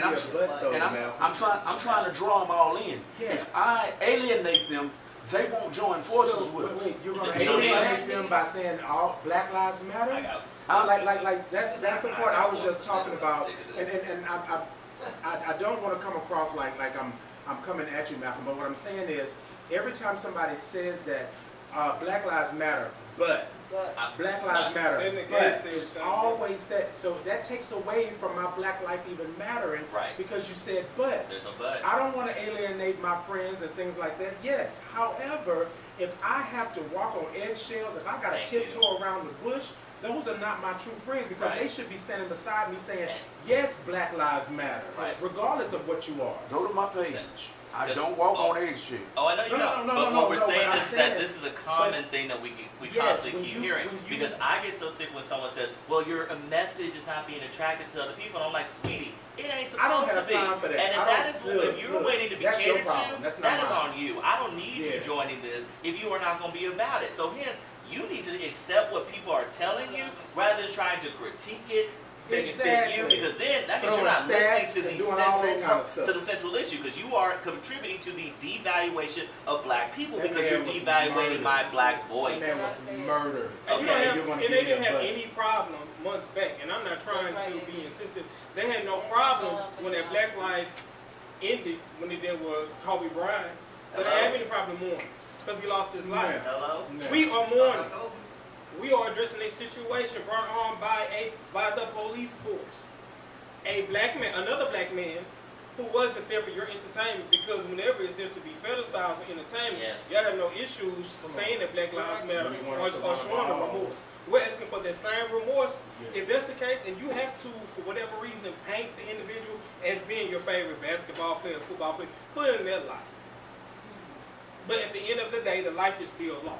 Exactly. You understand the mourning then, understand the mourning, understand the grief process, understand the anger. When Kobe's life was lost due to an accident, this man's life was lost from murder. Exactly. This man lost his life from the police force that, again, are there to protect and serve. Can we That could have been prevented. talk a little bit about the protests? Oh, So yeah. the whole thing about, this whole movement is police brutality. Yes. And so when we're going against police brutality, we're met with police brutality. Of course. Heavier hand. Yep. Whereas a couple of weeks ago, 3 weeks ago, all these white people came out here with AK-47s and strapped to the bone, and no cops, no nothing, and they just get to walk peacefully to the city hall, and nobody questions them. That's that butt. That's that butt right there. That's that butt, because they can walk strapped down a city street and get nothing done. Then remember when they didn't want to open back up? The people were in the cops' face, Haircuts. and hitting them by haircuts. We would have done something like that. All in jail, all possibly So dead. that's that butt. That's that butt. When you say Black Lives Matter butt, that's that butt. That's what gets me, because what we're doing is we're saying that Black lives don't matter. Right. Because you want to put in everybody else at the time. But if you look at it, people always say, oh, well, no, that's not right. You know, police, they police white people. They police. No. You look at them people going through there. You look at them people walking with them guns. If we would have ever done that. So, no, all you got to do is YouTube it. Look at how many guys, look at how many. Philando Castile. Yes. He was reaching for his permit to show you that he had a gun. He told you he had a gun.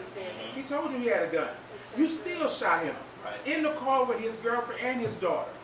So I don't understand how we can sit here and just always say that this is what happens when a black person goes somewhere and does something.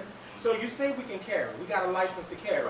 I tell you I have a license. But in that butt, I tell you I have a license. But then did you hit a cop? I told him don't move. I told him don't move. You told him to get his license. How? What was he supposed to do? Well, and then you, not only did you shoot him once, you like, how is it that we can sit here and even argue with anybody that's not black, even those that are black, because there are some that are black that are doing the same thing, and we can say but. That's that but. We don't get the same privilege. We every day we open our doors and we walk outside, we are faced with the fact that we don't know if we're coming home. My mother tells me every morning, she will call me. Be safe, baby. Be careful out there. I worry about you all the time.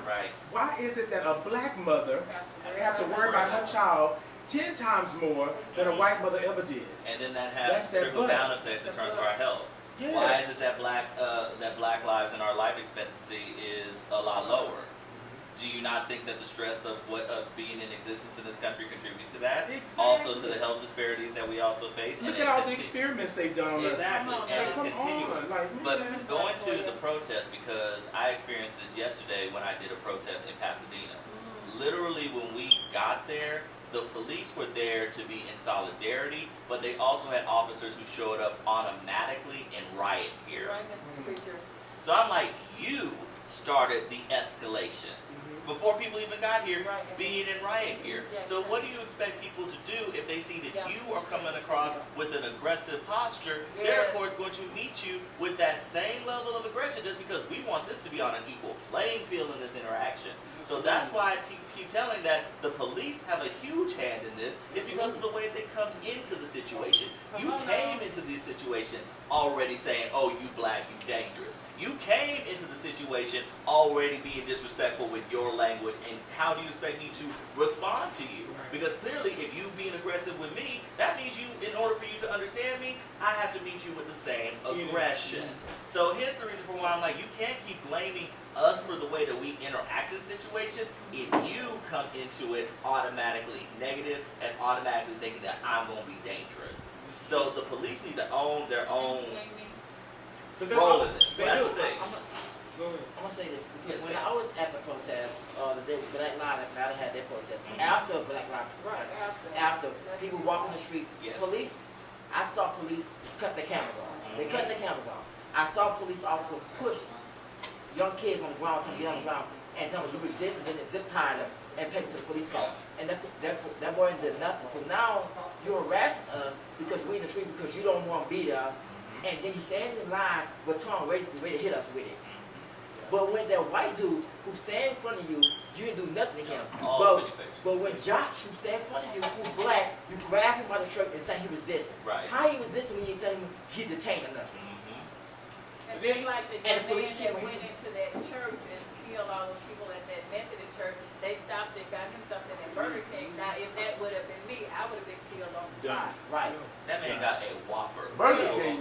Yeah, Yeah. but we're talking I about. hear that. He Yeah, was we're talking hungry, about so they we're talking about stopped. Dylan Roof, who Dylan. killed the individuals in Charleston, South Carolina, at the church. That Okay. When he was apprehended, he was like, "I'm hungry." They took him to Burger King, gave him a Whopper, and then he went to jail.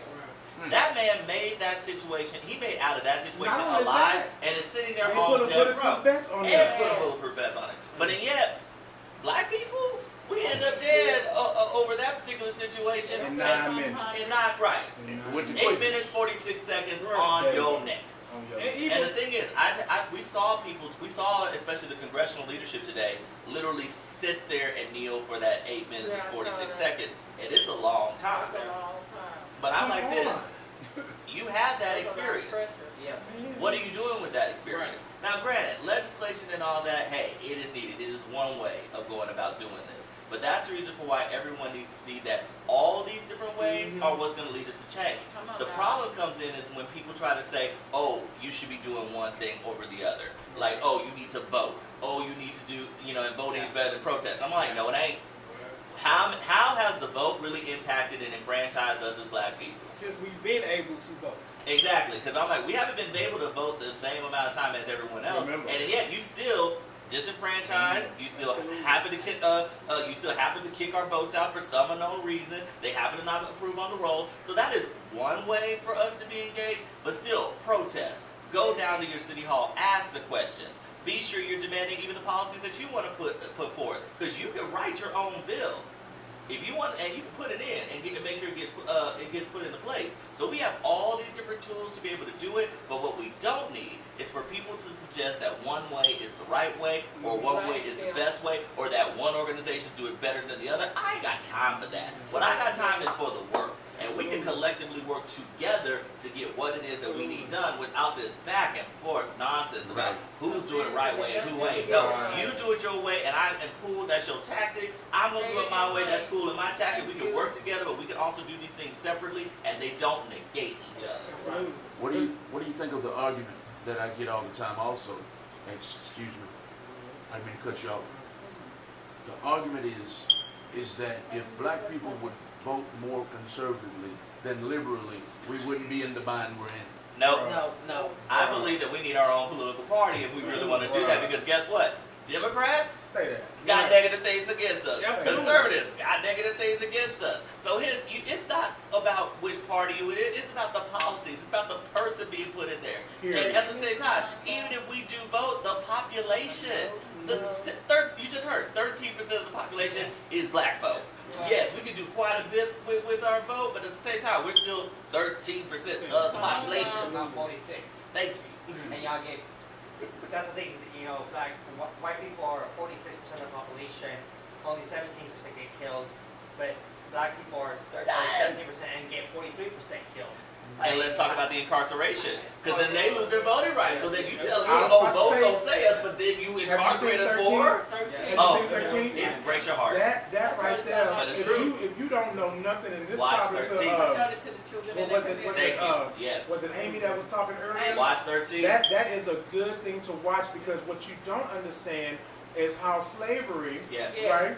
Basically, all they did was just label it something else, Thank you. and it's slavery all over again. All over again. So what do? You take us out, Mm-hmm. especially our black men. Yes. So why is it that we want to sit here and compare apples to oranges when we know that's not the case in point? We know it's not. We know it's not. But 13th is a good one. Yeah. And even if you want to just watch some stuff, watch how we were taken, like Adonis said earlier, how we were kidnapped, taken, Yes. pulled, we were, you needed something to come over and build this country. We were good enough to build, we were good enough to pick cotton, we were good enough to raise your children, we were good enough to sleep with your masters, but we're not good enough to be human. That's the problem that America has had since the beginning. And another one, a Just the good one is beginning. the one that's about the Central Park 5. Yes. Yeah. Now When that they one, see us. that one, yes, yes. And even also, let's go back to that 17%. If 17% still getting killed, then you still have an issue with the police force in America. Thank Oh. you. With an excessive force. I don't know the gentleman's name, the deceased gentleman. He was out there protesting, an older white guy. Oh, All he was doing was protesting. The police right, pushed him. On The the 75-year-old. This man fell, Yeah. bled from his ears, and they just said he fell. Mhm. So that goes to show you that we Yeah. have an issue, Yeah. and this is, even though Black Lives Matter, absolutely, we still have an issue with the police excessive force when they want to use it. And police officers think they're above the law. Police officers think if I do this, I do that, I won't get in trouble because I'm a police officer. And Just because you have that is license. true. I Just don't care because black, you white, have race, license. purple, chartreuse, they all think that. Because they have qualified immunity. Yep. They have the relationships that they have with law enforcement and the DA's office. The fact that, okay, if you are a district attorney and you refer to yourself as being the top cop, right. doesn't that tell you that there's a problem? Yeah. There. That should automatically Right tell there. you that there is a problem because Right there. you view yourself as being aligned with that and not aligned with the people. Right. And so, why do we see so many police officer involved situations, but we never even see a process? Right. They get no bill. They get, so therefore we don't even go through a process in terms of a trial where the evidence can get out of there. We don't even have police accountability boards with subpoena power to where we have independent Exactly. individuals who are at least You better saying, say that. hey, we saw this video, we could say some stuff happened, and so therefore we can understand why this particular action happened. That would solve so many things. But if you did that, what would happen? Right. You would now have to hold people accountable. Yeah. The DAs and the judges would have to do their job in terms of prosecuting these individuals and putting them in the jail, but they prevent all that opportunity for accountability. So hence, how can we believe you if you truly say you're about the people and you want our vote, but yet you're not doing the things that are enabling the people to hold you accountable? Everyone, please remember that your elected officials are elected employees. Right. Thank you. We can fire them. Now that part. Did you see they had the, excuse me, Sam, sorry, I'll be quiet in a minute. Did you see they also had the audacity in Washington, that was Washington, where they pushed the old fella down, right? Mhm. They had the audacity to say, we were just doing what we Right. were told to do. That blew my head, that blew my Anybody mind. say you push you. How you push a senior citizen down? But And when then- I say yeah, I did and enjoy then what not that only DC that, mayor did. The one cop that probably was a good cop out of all of them, tried to stop and help the man, and he told him move. And that's the reason why. And that's And right. that's the reason why it falls on mute ears and deaf ears. And they say Right, not all right, cops. right. If that was a good cop, you would have again Right, protect right. and serve. This Right. man is laying there. Right. Right. He's already in a fragile state in Right. his life. He needs as much attention Right. and Yeah. care as possible. Oh, good. But then you listen to your good old boys club like you always do, because I'm going to be real. Again, Black Lives Matter. All the police suppression and abuse and everything that I've ever dealt with has been at the hands of another black police officer. If we gonna play, we gonna play right. So the issue is definitely we have excessive force, that systemic racism dealing with Black Lives that matter. However, the people who subscribe to that, all those boys in blue, and I'm saying all because collectively we're having this conversation based off a quote unquote bad cop. Right. So until the good cops come and show and check the behavior, which we saw, that he said his other colleague had told him he's okay, then move around, that is the problem. And Yeah, that's that's the why problem. police Plus, departments because have to it's be ranked right. too. Yeah. And that's the reason why Yeah. police departments have to be disbanded. It is a cultural problem. Yeah. There is a police culture that keeps getting passed down from officer to Yep. officer to Yep. officer. A code. So even when they tell me, oh, there's training and things of that nature, what are you doing about your own culture? Because those police officer unions are different from the police department. So those police officer unions are instilling all of that negative culture that has been perpetuated from the beginning of it, and even though you have a black or brown officer, they have learned that culture, they've internalized that culture. Why? Because they want to survive on their job. And so therefore that then translates into you are still going to be negative against your own community because you learned this culture. Right. So how do we get rid of that? You got to tear down the whole system and build it right back up, because then the culture goes away.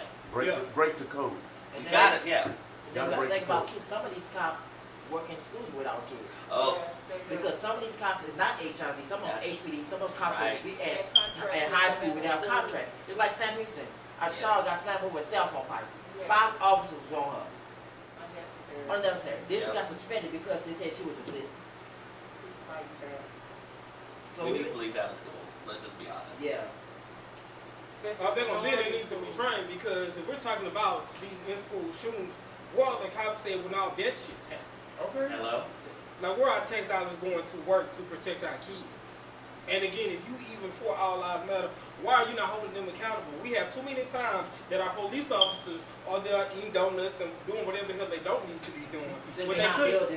When they could have been there protecting our children from a shady hook and all these other situations. So again, it definitely needs to be disassembled, reformed. They need to have adequate training. We need to have someone outside of that policing be police. That's away from the police. A system of checks and balances. Yes. Absolutely. Yes, indeed. Absolutely. Yes, indeed. When you have the That's police right. training, they're training them to be predators. And Exactly. they're training them to think like a predator. And when they're thinking like a predator, you think everybody's a prey. Right. You know, so It's the good old boys. It's what it if is. Hello? if That's what you're it a is. prey, then Bull you are more Yes. likely I'm gonna shoot you.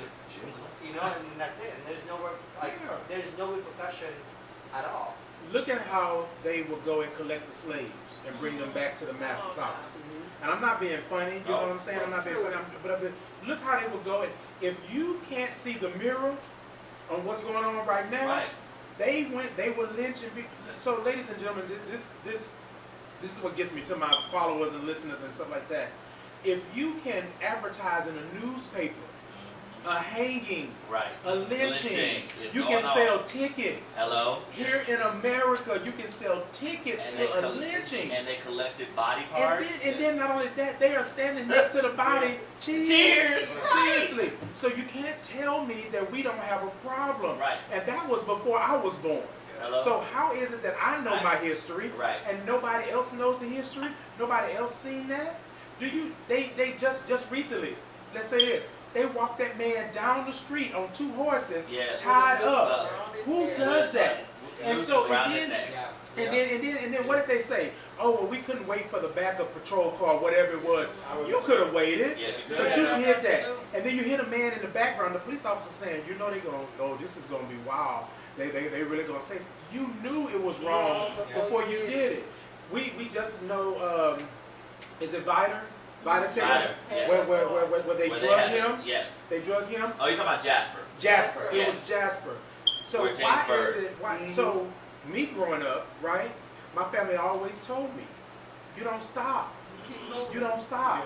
You don't, especially if it's after dark. Right. But why would that be an issue or a problem if that was all lives matter? Exactly. See, this is why I say I have the problem with people telling me things like that, because we still have places that you don't go after dark. Hello? Being black. Right. Period. Sundown You towns. don't go.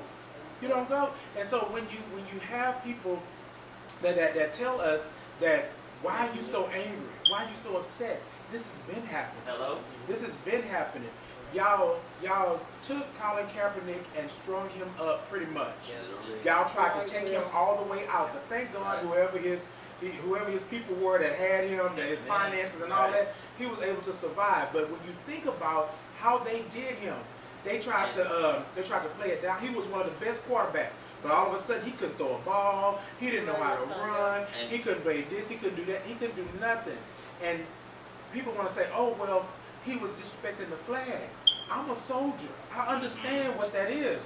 Him kneeling had nothing to do with the flag. But all you got to do is take one drop Yes. into a pool of sharks. And everybody's going to go in. And That's also how the they problem. did him.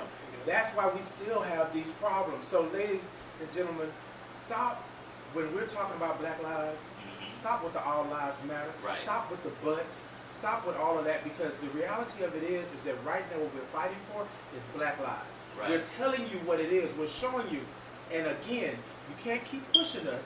You can't keep poking us. And then when we come out, you can't tell us how to act. Right. We're going to tear some stuff up. Right. It's time. Enough is enough. We can't play this game no more. And I'm tired of talking to you. I'm tired of saying, okay, so, you know, in the beginning, God created the heaven and earth, and this is what we do. No.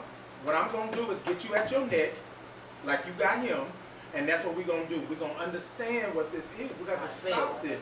Yes. But the other problem is that, and you brought it up, there's been a history of, once again, black people, if we speak out about our oppression, we get blackballed. Yeah. We We lose do. our livelihoods just for simply speaking out. I think back to Eartha Kitt. The fact that Eartha Kitt got blackballed because she went against Yes. Johnson and other presidents because of her stance on the Vietnam War and her stance on black people, once again, is the thing that ends up happening, is that there have been too many of these instances in which us as black people have tried to speak out about our issues, tried to speak out about our oppression, but you want us to shut up. So what do?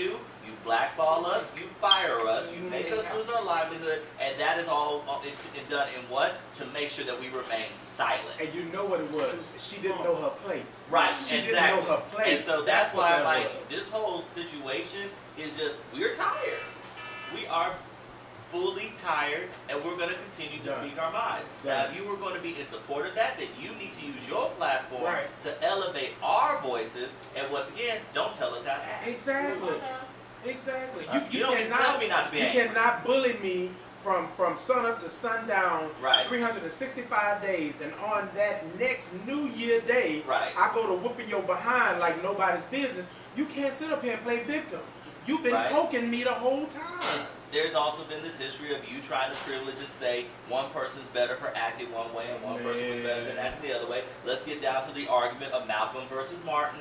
Yeah, let's Right. talk about it. And the Especially- fact yeah. that they did that because it was like, oh, Malcolm's being too militant. Why should y'all be listening to him? When Malcolm Martin, Martin's being all kinder and gentler, but Martin was equally as radical. Yeah. And when he got that way, now y'all had a problem. Exactly. So once again, that usually ain't coming from us. Yeah, Doing that to each exactly. other. That is Exactly. white people putting their white supremacy and their white perspectives on us, telling us, oh, how we're supposed to act. And then we look and see, oh, we want to make sure that we are financially secure. We want to make sure that we have a house. Oh, in order for us to do that, then therefore we can't act that way. No. That system has never helped us and is not helping us, which is why we have to break it down. And that's what's going on right And now. that's true. And we need to understand this is a conversation for black people.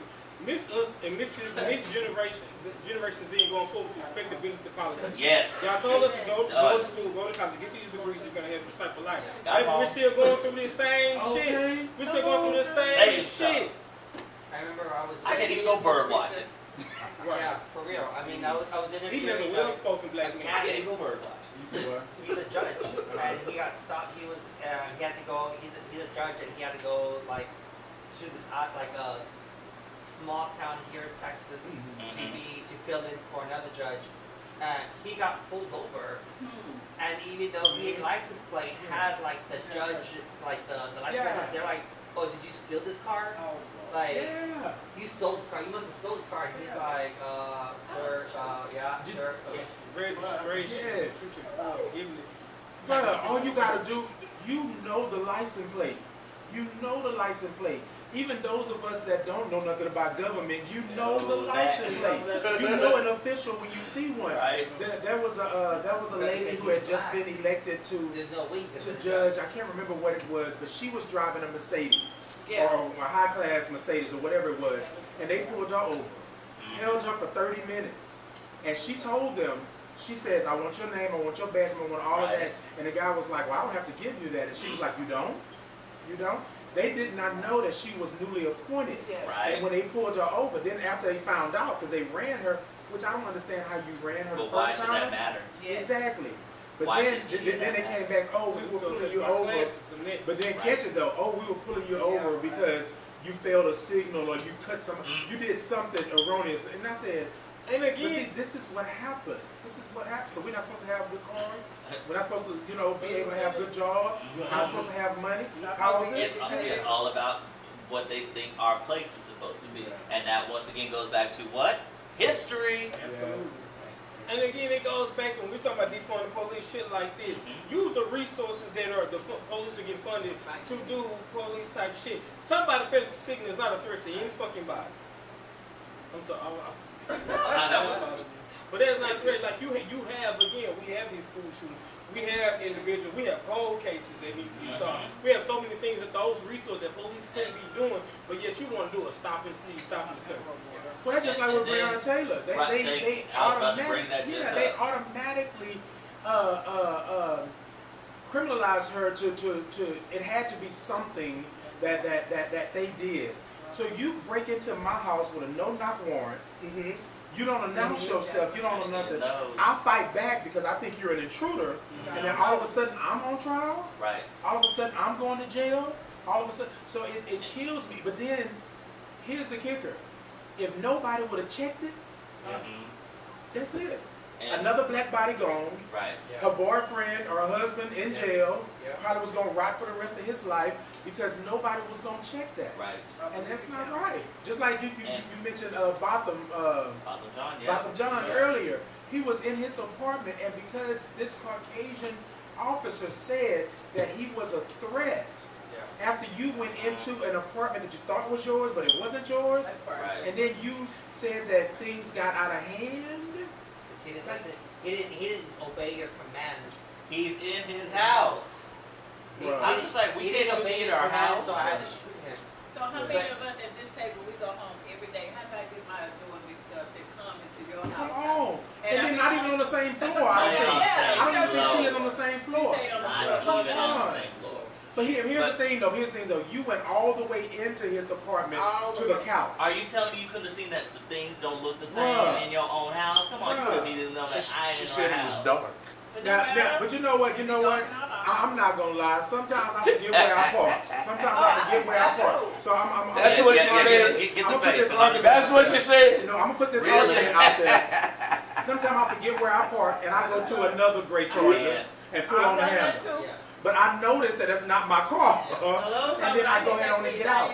You knew what you were doing. You knew what you were doing. But I guarantee you that if it would have got out, that was gonna ruin you. So you had to silence him. You had to take him out because you knew that nobody was gonna do anything to you. Somebody said to me the other day, said, "Well, we can forgive everybody, and we can forget." No, sir. No, ma'am. I'm not forgetting nothing. I'm not forgetting hundreds and hundreds of years of slavery just because you want me to. Like that's not how it brother works. ran to her and embraced her. Oh, I forgive you.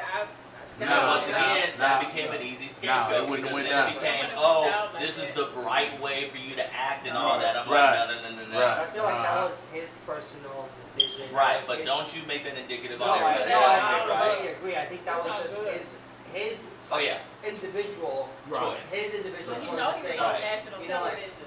but not even that. I think the way that they brought up is a different cultures. But You this know, is my but thing it's, though. it's a one person. You can't put that one person. But I For understand the everybody. parents, It's the but way that- ministered. I'm a minister too. There's no way in the world I would have went and Right. embraced her. But it's I'm also, sorry. once again, I it's just also wouldn't the do way it. that it was characterized. Yeah. Because That's the then part. it became That's the characterized part. as this is the right way to act in No, this ma'am. situation. I'm like, No, sir. once again, you don't give any of us the right to say how we're supposed to act, how we're supposed to feel about that. Because I know that would never have been me. I can't speak for nobody else, but I that get my right. brother. That could have Y'all never would have been been carrying me out that okay? courtroom. We'd have told that mom. Hello, Yes, I indeed. feel like, look, Yes, what we gotta indeed. do, what we gotta Bruh. do. Yes, indeed. But the other thing is that once again, we all know that all these situations happen. But we also don't know the other situations that have happened because these are the only ones that we know Exactly. of. Okay, the simple fact that Ahmaud Arbery, that happened in February. Yeah. We didn't We find didn't out know about that okay, until months till ago. April or And May, that yes. would not have happened had it not been for that video going viral. So that's why it's like, look, we know George Floyd at this particular moment, but you can't forget the other incidences that happened in your local area. Here in the city of Houston, we have had 7 officer-involved fatalities since the end of April. What about those names? What about Adrian Medeiros? What about Nicholas Chavez? What about their particular cases? But then on top of that, we don't bring enough attention to what goes on with black women. Yes.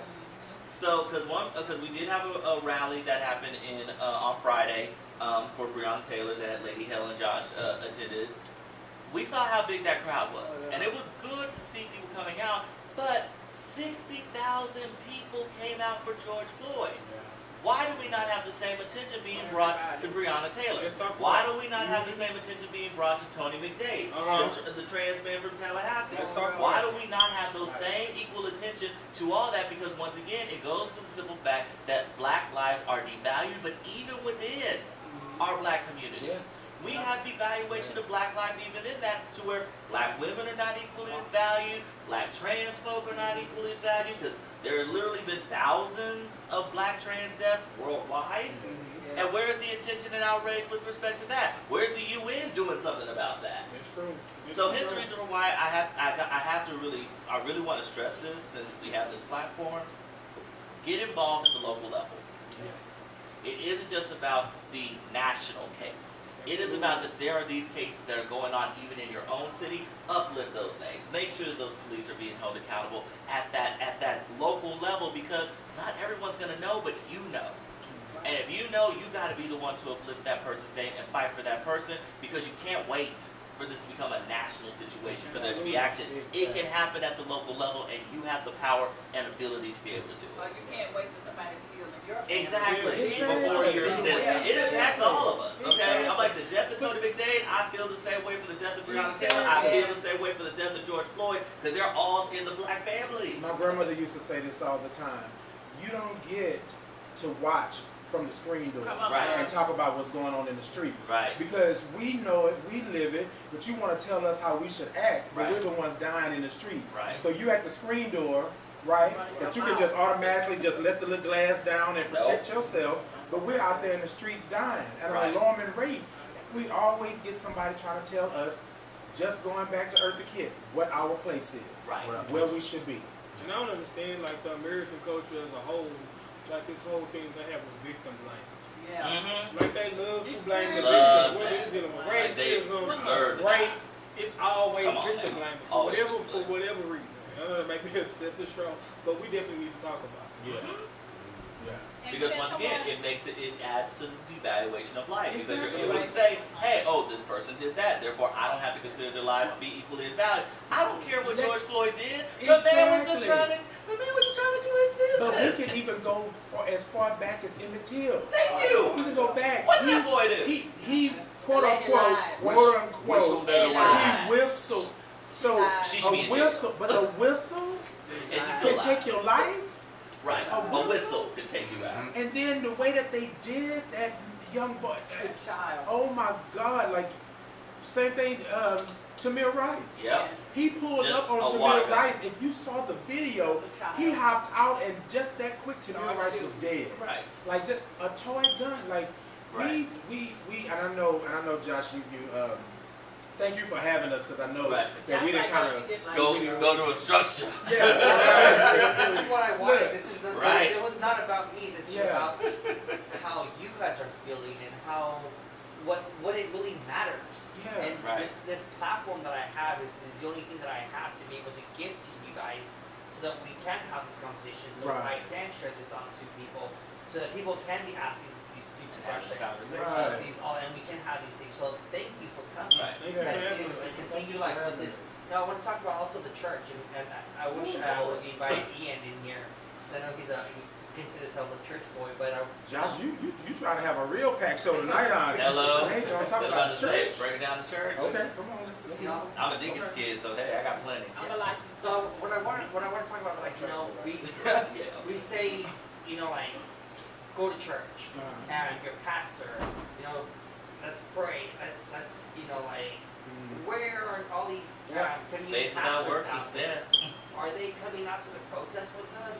I mean, I don't go to church, Because- and I don't really, because- but I want to ask this question because I don't feel like Well, the community is there, so I Sam, want please.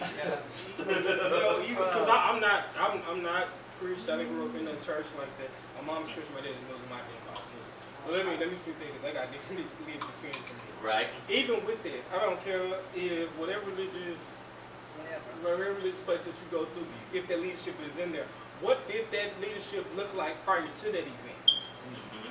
What were the resources and what were the actions prior to that event? Right. Because if it's only for quote unquote solidarity, what you're doing is using trauma for political gain, Right. for notoriety, for whatever reason. And I'm not here for that. And I don't care what faith that you believe.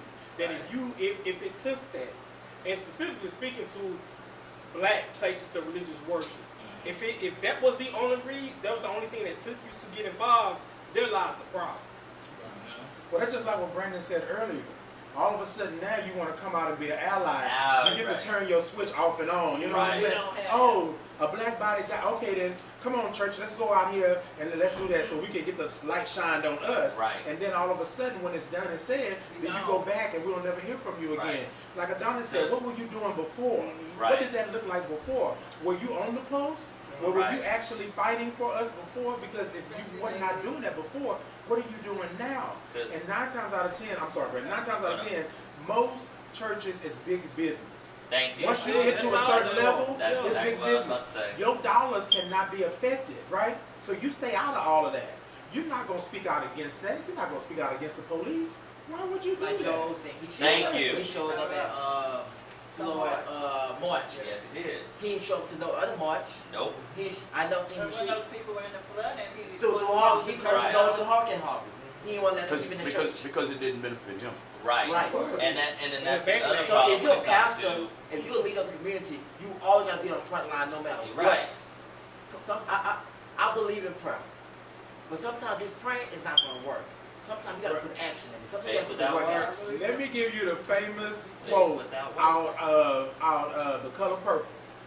Come on. You better bash Mrs. Head in and think about it. Heaven later. Look, we're playing that game. Thank Okay, you. yes.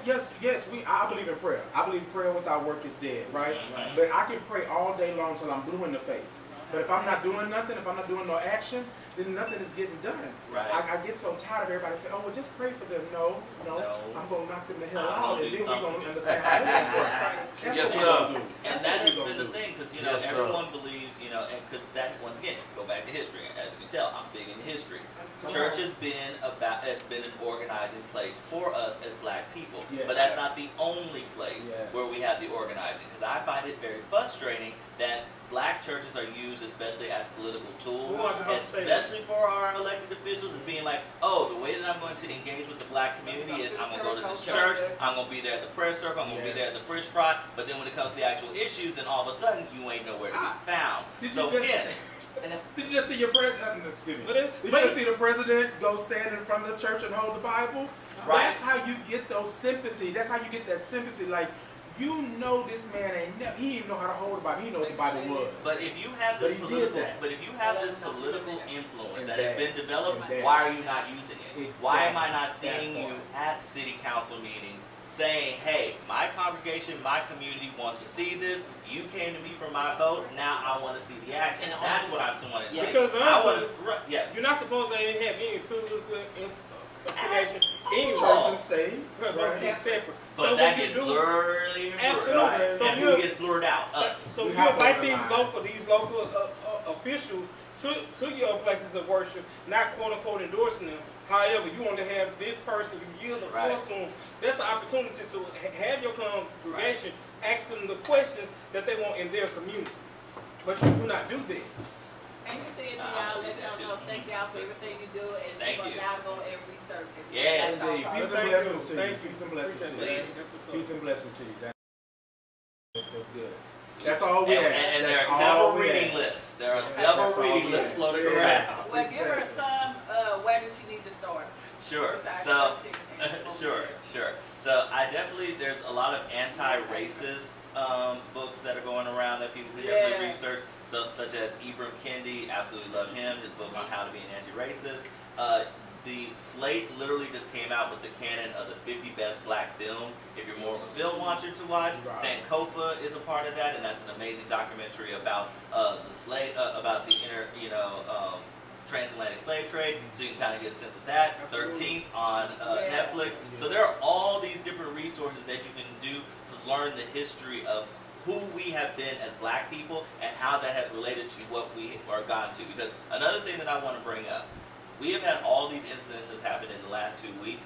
Please remember, they're not in isolation. Right. They are all in real connection to each other. Absolutely. Because what Absolutely. happened in Central Park with Amy Yes. Cooper Yes.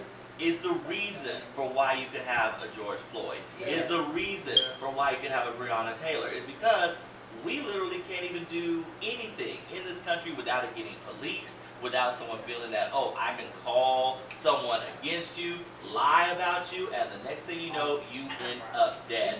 Rosewood. Last week. She knew. Rosewood. Rosewood. An Yes. entire Yes. black community Yes. was killed bird destroyed on the lie of one white woman. One white woman incited an entire city of white people to go into a black city where they are minding their business. They have their own businesses. They have their own churches. They have everything, and they've created their own community. But this one white woman lied about being raped by a black man, and all those people were murdered, and all their businesses were destroyed. So once again, one translates into other. You and your simple actions of decriminalizing and devaluing my life can enable people to feel that, oh, I'm a police officer, I can do that, because they're not going to care about that black person. So that's why I'm like, don't look at these things in isolation. Look at the fact that they all connect to the central thing, and that there are things that you can do at the individual level that can help this problem. Also on YouTube, what's her name? It escapes me right now, the professor, the white lady. Is it Jane Elliott? Jane Elliott. Please, YouTube her. She's also great, yes. Please, she's a teacher she's a teacher who talks about anti-racist actions, and she's fantastic. So there's a lot of resources. Yeah. We have about 10 minutes left. I just want to open the floor. It's been a rough.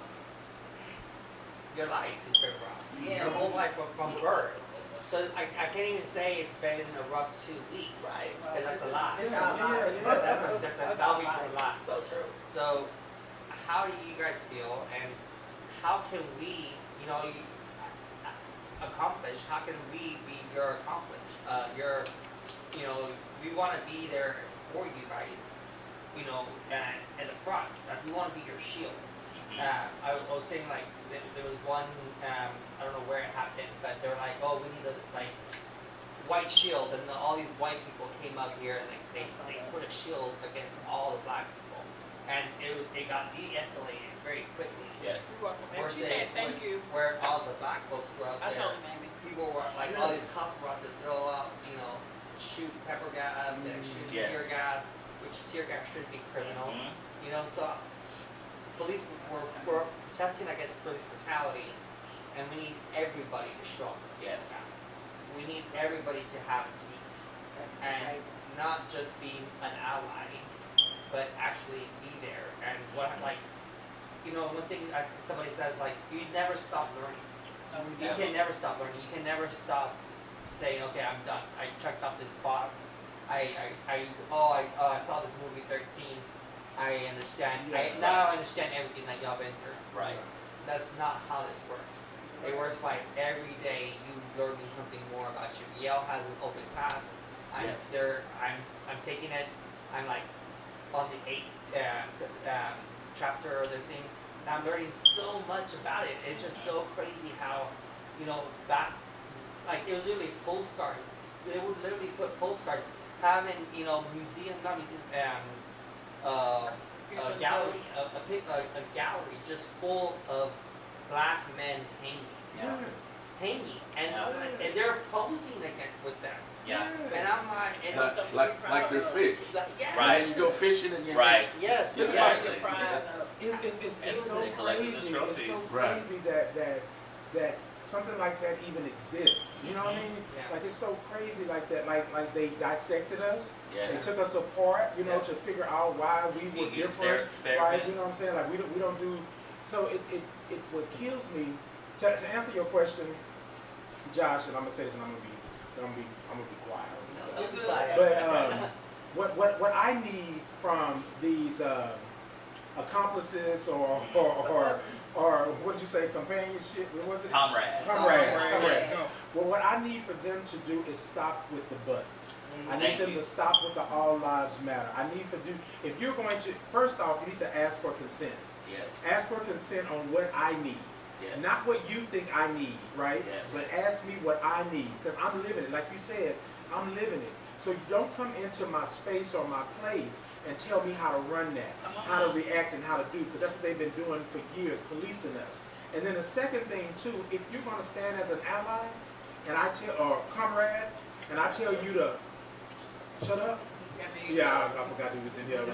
But I tell you to let me do that, because what we do is you always want to run out.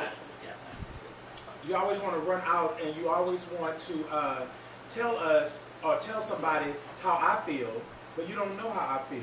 Right. So if I tell you to back up, if I tell you to give me 50 feet, if I tell you to social distance real quick, I need for you to do that. I need you to be quiet. Like I said, I can't invite you to the cookout and you come in turning the radio station, or you come in telling people what to do, or you come in saying that it's too much sugar in the Kool-Aid, or whatever it may be.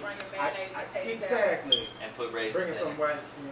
Anyway, so but no, Don't do that's that. that's what I need. If you're gonna stand in solidarity with us, if you're gonna stand for us, if you're gonna be that shield you talked about, then I need for you to know where you're at, know your place. Like you want us to know our place, know your place. I am a black life. I matter. So you telling me that my black life don't matter. So then you get this, and then all of a sudden now I'm angry. I'm an angry black man. I'm doing all of this. But this is what you got. You kept poking me. Until finally I broke. And then when I break, then all of a sudden, oh my God, I'm the victim. No, you was poking me since last year. Right. But what about the ones that, not you guys, that they get in front of us, and then they're friends, but there was some white, they're around their right friends, it's totally a different story. Man, And the two Yeah, two I'm sides. gonna say this. We can't play That's both front sides. stage and backstage. Yes, racism. we can't do that, yeah. I'm gonna say this, and I know politics and people are. Enjoy. White people need to stop playing with black people's lives. Because you see somebody at the park, and you follow them, you call the police and he threatened you, you doing this, the police come, I get killed because you play with my life. That's not cool. Because you lying. Because you're lying, yeah. That's not cool. but they know. This is what irks me. You know what's gonna happen. Right. You know what's gonna happen. You've seen it. This is why I can't get with the I don't know. I was oblivious. I'm this, right? I'm oblivious Nobody because told you know that woman in that park, specifically her, Yes. because Yes. she Yes. almost killed her dog trying to get somebody else killed. Right. And not only that, she was so, you could look at the venom coming out of her mouth. Oh yeah, I'm gonna get you, and are you serious? So you already know what the police gonna do, what the popo gonna do. Right. You already know what 5-0 gonna do when they roll up on us. You already know this. So why is it a consistent thing that people do that, right? All the time. Just like the lady in Dallas, I think it was, that stopped the black man from going into his apartment building. Yeah. Remember that? Yes. Yeah, but this is, and Brandon said it earlier, and I think Adonis said it as well. Caucasian women have always been at the helm. Not all, but Caucasian women have always been at the helm. What they do is they cry wolf, and then here come the good old boys. Here come the good old boys. And just like with Emmett Till, he whistled, quote unquote, to her. All these years later, this baby is dead. The family devastated, the community devastated, everybody is devastated, and this woman lived to a ripe old age. And then she wants to tell. Then she wants to tell that she lied. We knew you lied. We knew you lied. But your good old boys want to make an example out of a kid. But they don't see us as kids. They see us as animals. They see us as savages. Not even as animals, because dogs are treated. Come on. You hurt a dog, and the whole Look the at Mike. whole country. Look at Michael Vick. Look, no, the Central Park. Yes. People were in the comments, That's hundreds the and main hundreds reason of why- people that's the main were reason talking why- about her killing the dog, That's like the main strangling the reason dog. why- I saw They that. weren't worried about the man. I saw that. Yes, They weren't sir. worried about him. They weren't worried about his black life. Nah. Well, what happened before he turned the camera on? It- Why that does matters that not. matter? Because The only thing that should have mattered was she got on that phone and said, deliberately said, I'm going to call 911 and tell them that an African American male is assaulting me. Once she said it, that was it. But here goes the thing, going back to what Titan said and everybody else has also said, and it could be a simple shot. But it's definitely side effects of privilege. I know everybody, we know patriarchy is real. We know that men have certain walks of life easier. We know that. We understand that. And me as a man saying that. However, you see so many situations on the internet of a quote-unquote Karen being able to call the police to break up a barbecue, or going able to call the police because music is too loud, this, that, and the other, right? Ain't nobody messing with them, boiling with them, or nothing. Yet you have a black man telling you to obey the law, which y'all are notorious for, because y'all love to say, hey, why aren't you doing this, that, and the other? Why are you barbecuing without this being called? So when he does it, because you're used to operate in a place of privilege, it's an issue. because it was never about equity or equality to you. Right. You always want to have a superior hand. Right. So when the black man does the same thing that y'all have been doing, it becomes a problem. And there lies the issue. What I say to allies is that make sure, and I love the term because I'm using it wrong. I'll make sure I cite you so I say this. However, you need to make sure that the places that you predominantly navigate, the places we are not, the places that they're not walking on eggshells because they're from you're at your grandmother's house or your cousin's house, and then it's a conversation that can be had, a joke that makes you uncomfortable, but you're an ally, but you don't want to say that to keep the peace. You need to say something. Yes. That is the conversation to have, and I'm going to even go further. Black people, if all Black lives matter, you need to have a conversation when you hear a transphobic joke, when you hear a homophobic joke within that place. Don't just do it in front of us. Have that conversation in front of you. Hey, that's not cool. I don't think it's right to use that pronoun. We need you to be constantly consistent. Don't be in front of while you're around black people or you're in front of the counts. Right, because then, as Malcolm has said, as far as like you trying of having that conversation, because you have friends of both walks. Let me tell you something. One thing I have learned all my years of life, if it's love, it should be unconditional. Yes. Right. If it's conditions, if I have to be palatable with everything I'm telling you, then that's an issue. That's not real love. That's not an authentic friendship. Because the offender doesn't get to tell the offendee they no longer offended. Or if they have an attachment to it. Absolutely, under conditions. Well, if you say it like this, no. If right is right, wrong is wrong, it's black or white, it's one black people. I don't mean to start another issue, I think another we do. subject. Right at 9:30. It's 9:30. No. Say that for the after. I gotta say this, and if we last 5 or 10 more minutes, it's fine. Cool. When, what is the remedy? I mentioned earlier, and I posted it on my wall, what I think the remedy is. I alluded to it earlier, and I think that all minds need to meet somewhere in the middle, on the middle ground. If your Black Lives Matter, if you all lives matter, you need to meet somewhere right here in the middle on a common ground and end this, because I've been here 50 years. We've already been talking about this 50 years plus. Plus, I'm just talking about the 50 years I've been here. How much longer are we supposed to ride? How much longer are we supposed to talk about it? How much longer are we supposed to say we're supposed to vote and whatnot? Why don't we just squash all that and meet in the middle somewhere? What is the remedy? But Here's why the do you think you want thing. to remedy? Here's the problem. We need to start there. You see that young man over there? Right. Yeah. Black, white, green, purple, chartreuse. You need to start there. But at the And same wrong. time, I think that's the problem. Is you said, what is the remedy? Yeah. It needs to be plural. What are the remedies? True. Because I think the problem that people think is that, oh, if we do one thing, all this ends. If we solve for police brutality, then all racism has ended. If we give reparations, then all is forgiven. No. When you have a black president. Right, if we have a black president, all things is in. We had 8 years of excellence, and look what y'all did. Y'all clearly had an issue. So, so for me, and this goes back to the question that you said, what do we do from here, and how do we, and how are we feeling? Black people are tired. Enough is enough. Let's be honest, we are tired. Yeah. Enough is enough. If you are an accomplice in this movement, you have ways to get involved. You can ask black people about how to get involved, and then when they say the ways for you to get involved, listen, don't respond back. Because if you're trying to respond back, that means you're not being responsive to what we're doing. Number one. Number two, definitely if you are going to protest, and be a part of rallies, marches, and things of that nature, once again, your job is to be there to listen to the responses, but also to use your privileges where it's going to help to de-escalate the situation.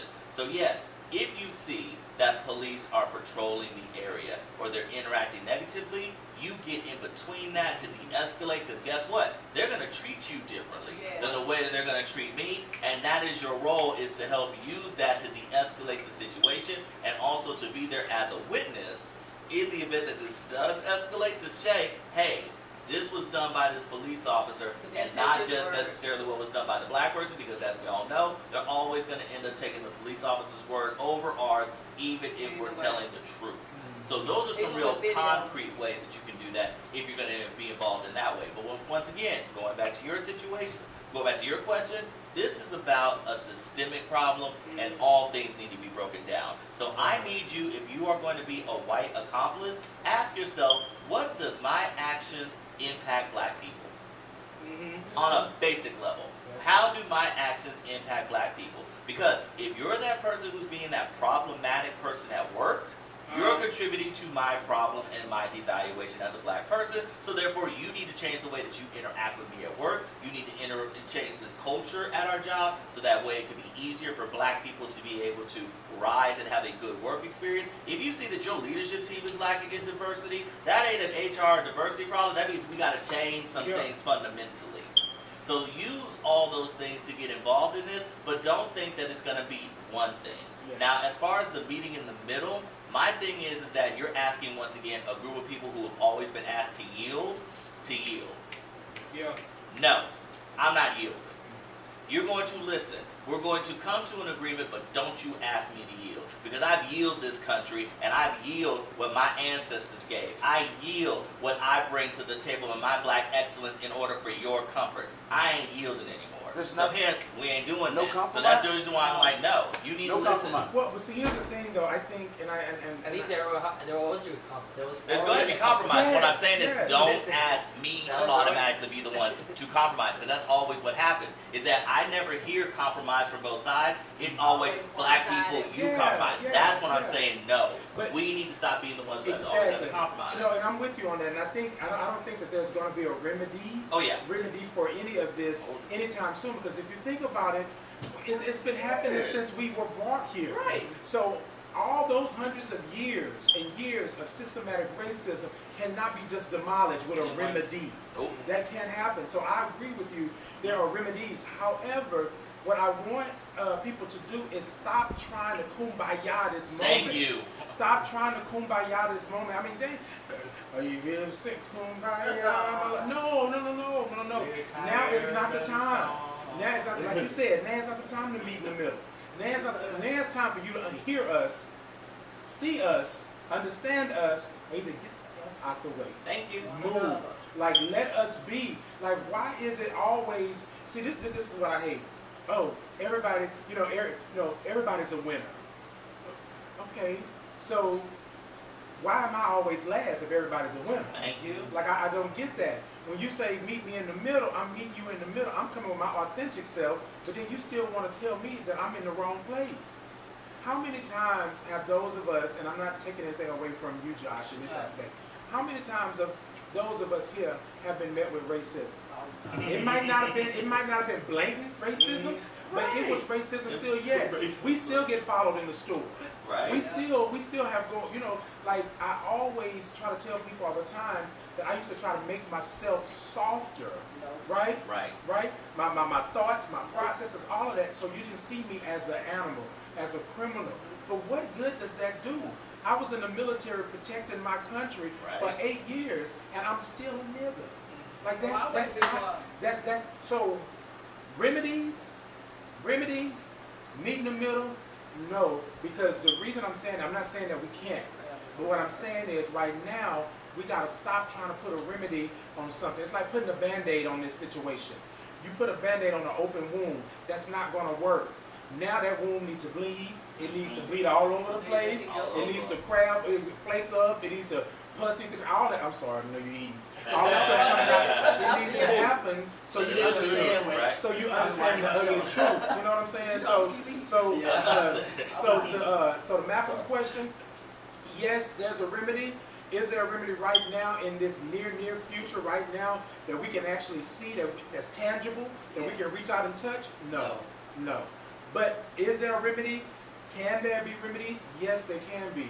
However, but because we have always been at the bottom, we have always been bottom feeders, quote unquote. I'm not saying that's what we are, but you understand what I'm saying? We have always been less than human. We can never have a seat at the table and it be 50-50. We can't meet in the middle because you're always going to take 70-30. You're always going to take 80-20. You're always going to take 90-10. You always are going to do that, and that's what it's been. How do you think slavery lasted so long? Thank you. How do you think it lasted so long? And then even after slavery was abolished, quote unquote, right? They We still were slaves. Right. If you look at 13, right. that's just another form of slavery. That's it. Incarceration is another form of slavery. That's it. Watch 13. For anybody that's watching right now, watch 13 and pay attention to why it's called 13, the 13th Amendment. Pay attention to what it says. Basically, it says that you're free. Yes. You can go. You can go until. There you go. You commit a crime. You do something, and all the officer has to do is say that you committed a crime, and then there you go. He ain't got to prove it. No, he ain't got to prove it. So I'm just saying, yes, ladies and gentlemen. Let me say this because there is a child in here. The children are the future. Yes. We do have to teach and we have to learn. Today, Amy, or whatever, was her name Amy? Today, she learned something today. Right. So I think it starts at home, number one. It starts at home, and it doesn't matter how young they are. Right. You need to let them know. You cannot know where you're at if you don't know where you came from. Right. Right. So if you came from slaves, like she was saying, oh, I'm not out with all that history and that's like, no, that's the reason why slavery lasted so long. That's the reason why this criminalization of our black men has lasted so long. That's the reason why we're being killed at a disproportionate rate like this. That's the reason why, because we always want to turn the cheek and say, oh, well, no, I'm not with the slavery, but you got to know your history. You got to know your history, and you need to teach it to the kids, because the kids are the future, right? And as the song says, teach them well and let them lead the way. You cannot teach them and then tell them what they should be doing outside of that. You need to teach them and let them lead the way. Racism is taught. Yes. It's taught. It's taught. It's not something you're born with. Nope, it's taught. It's not something you're born with. So I'm Yeah. No. Anything else y'all have to say? I mean, this is a. What? I want to go back to one of your statements. You said you went to the store and people be looking around trying to see what you're doing. Yeah. So I moved my apartment like a month ago. Me and my friend we went to a gas station to get some gas. A white lady walked out the store. He didn't lock the door. But soon me and my friends walked in the store, he automatically hit the switch on us. Indeed. And then he got in the crate straight down, trying to see what we doing. You a threat. Trying to see what we stealing. You a threat. You a threat. Bottom line is that Black Lives Matter have to happen first and foremost, and then we will get to where you can then say all lives matter. Yes. There are so many ways for you to get involved, but the key thing is to get involved. That could be with any of the organizations represented here, represented in the city of Houston, represented in your community, but get involved. You have a stake in this matter, you have a voice in this matter, and you need to uplift your voice and utilize your gifts and talents to contribute to this, because once again, this is a systematic problem. Yes. And it's going to take all of us coming from different approaches to break down this system, but you can't be complacent and you can't be silent. Because if you're silent, you are complicit in what is going on. So I encourage every single person to get involved in any way that you can. Once again, there's many organizations around here at this table that you can be a part of. And once again, look and see what's involved in your local community, but get involved. Indeed.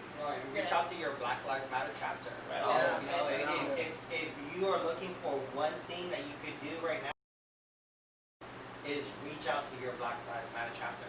Because I bet you they have one already. So if you live in Houston, they have one here. If wherever you live, they have one. And if they don't have one, I'm sure they have something similar to what Black Lives Matter is currently doing here across the nation. Because like we're all saying is Black Lives Matter. And no lives can matter until Black Lives can matter. Exactly. Amen. And before we get through, I want all of y'all, I still need all of y'all help. I'm giving away masks, sanitizers, and gloves.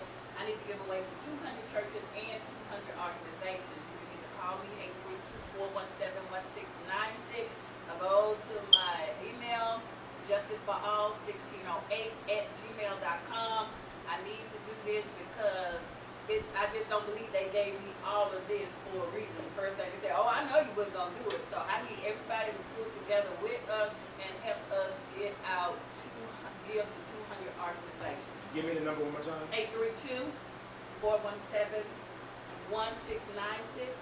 or they can just email me. I I'm need gonna the put name. it down into Okay. the notes. I need the name of the organization, the address, phone number, and the contact person. Okay, and it's called for, you said gloves, Gloves, sanitizer? sanitizer, and mask. So I'm still waiting on the shipment, because it's such a big shipment. I'm still waiting on confirmation when they can ship it all together. So it should be within the next week or so. I will have everything for everybody. Indeed. Thank y'all so much. Thank Thank you. Thank you, Josh. I want to appreciate thank it. our panel because you guys have been so awesome talking about it. I feel like the community needs to hear, Yeah. and it's just not our community, but it's the world that Yes. the world needs to feel like we need to come together as not only as a country but as a world. I think this is like the largest protest that's ever happened in entire recent history.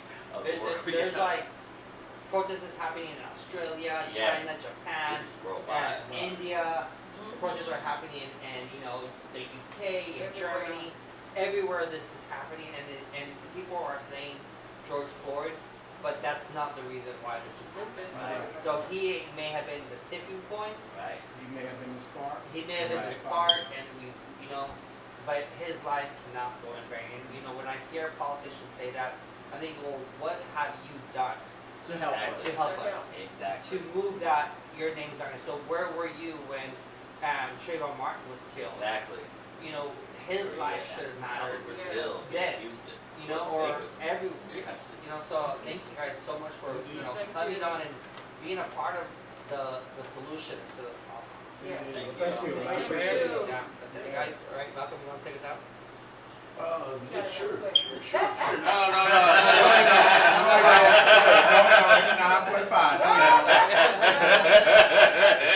No, I wouldn't do it right now. I've asked enough questions, y'all. We have been with Josh Mica of POZ Impact. POZ Impact is the first radio show dedicated to people living with HIV. Indeed. Tonight Yes. we Come on. talked about Okay, Black we Lives talk Matter. about what you're doing. That's I'm it. so sorry. I'm really sorry. We good. Tonight, You're gonna have to come back and I really Yeah. see what you're having. Yes. tonight we talked about Black Lives Matter and the Houston Police Department. Yes. How we all felt about it and what are the remedies Yes. Come on. to this Yeah, problem. Come on. You guys rewind the We're tape. gonna teach some stuff tonight. Oh, no, I love it. You guys rewind the tape and learn a little something. Reach out to Real Talk 100 Radio. Yes. Reach out to POZ Impact. And let's try to find We talked to these Black Lives remedies. Matter. That's what we were trying to do tonight. Join Josh Mica and Yes. POZ Impact every Monday night between 7:30 and 9:30 p.m. Yes. We are Real Talk 100 Radio, and we have 3 other shows, about to be a 4th show. We have Mr. Titan Capri Yes. of the Real Talk 100 Radio Show, morning show, Real Talk 100 Morning Show, and A Thought to Ponder. Yes, start to find. Thought to Yes. Ponder. You check his show out. I'm not sure of the schedule, but Thought, the number 2, Ponder is the name of the podcast. We also have Lady Hale. She has a show on Real Talk 100 Radio too. It's called Real Talk with Lady Hale. Very interesting show. And then on Sunday, she has a gospel show also where she talks about, where she praises the Lord. Indeed. Check her out. And Sam will be upcoming with his show. Yes. I'm not sure what it's about yet. He just talked to Lisa the other night. Let them know what it is right quick and let's end the show. My show called Talk with Sound. We're gonna talk about black and brown issues in the Come on community Right and on. politics. Oh, I like Right on. All right, on. There we have it, y'all. This has been POZ Impact with Mr. Josh Impact. I like that. I just started another issue. You done gave you a whole new name. We have been with Josh Mica of POZ Impact. We'll I see guess y'all that- next Monday night on I guess Real Talk 100 Radio. let me not let you in the dark. Josh Impact. I like that. Josh Impact. Look, he gonna come in here with a t-shirt next Okay. week.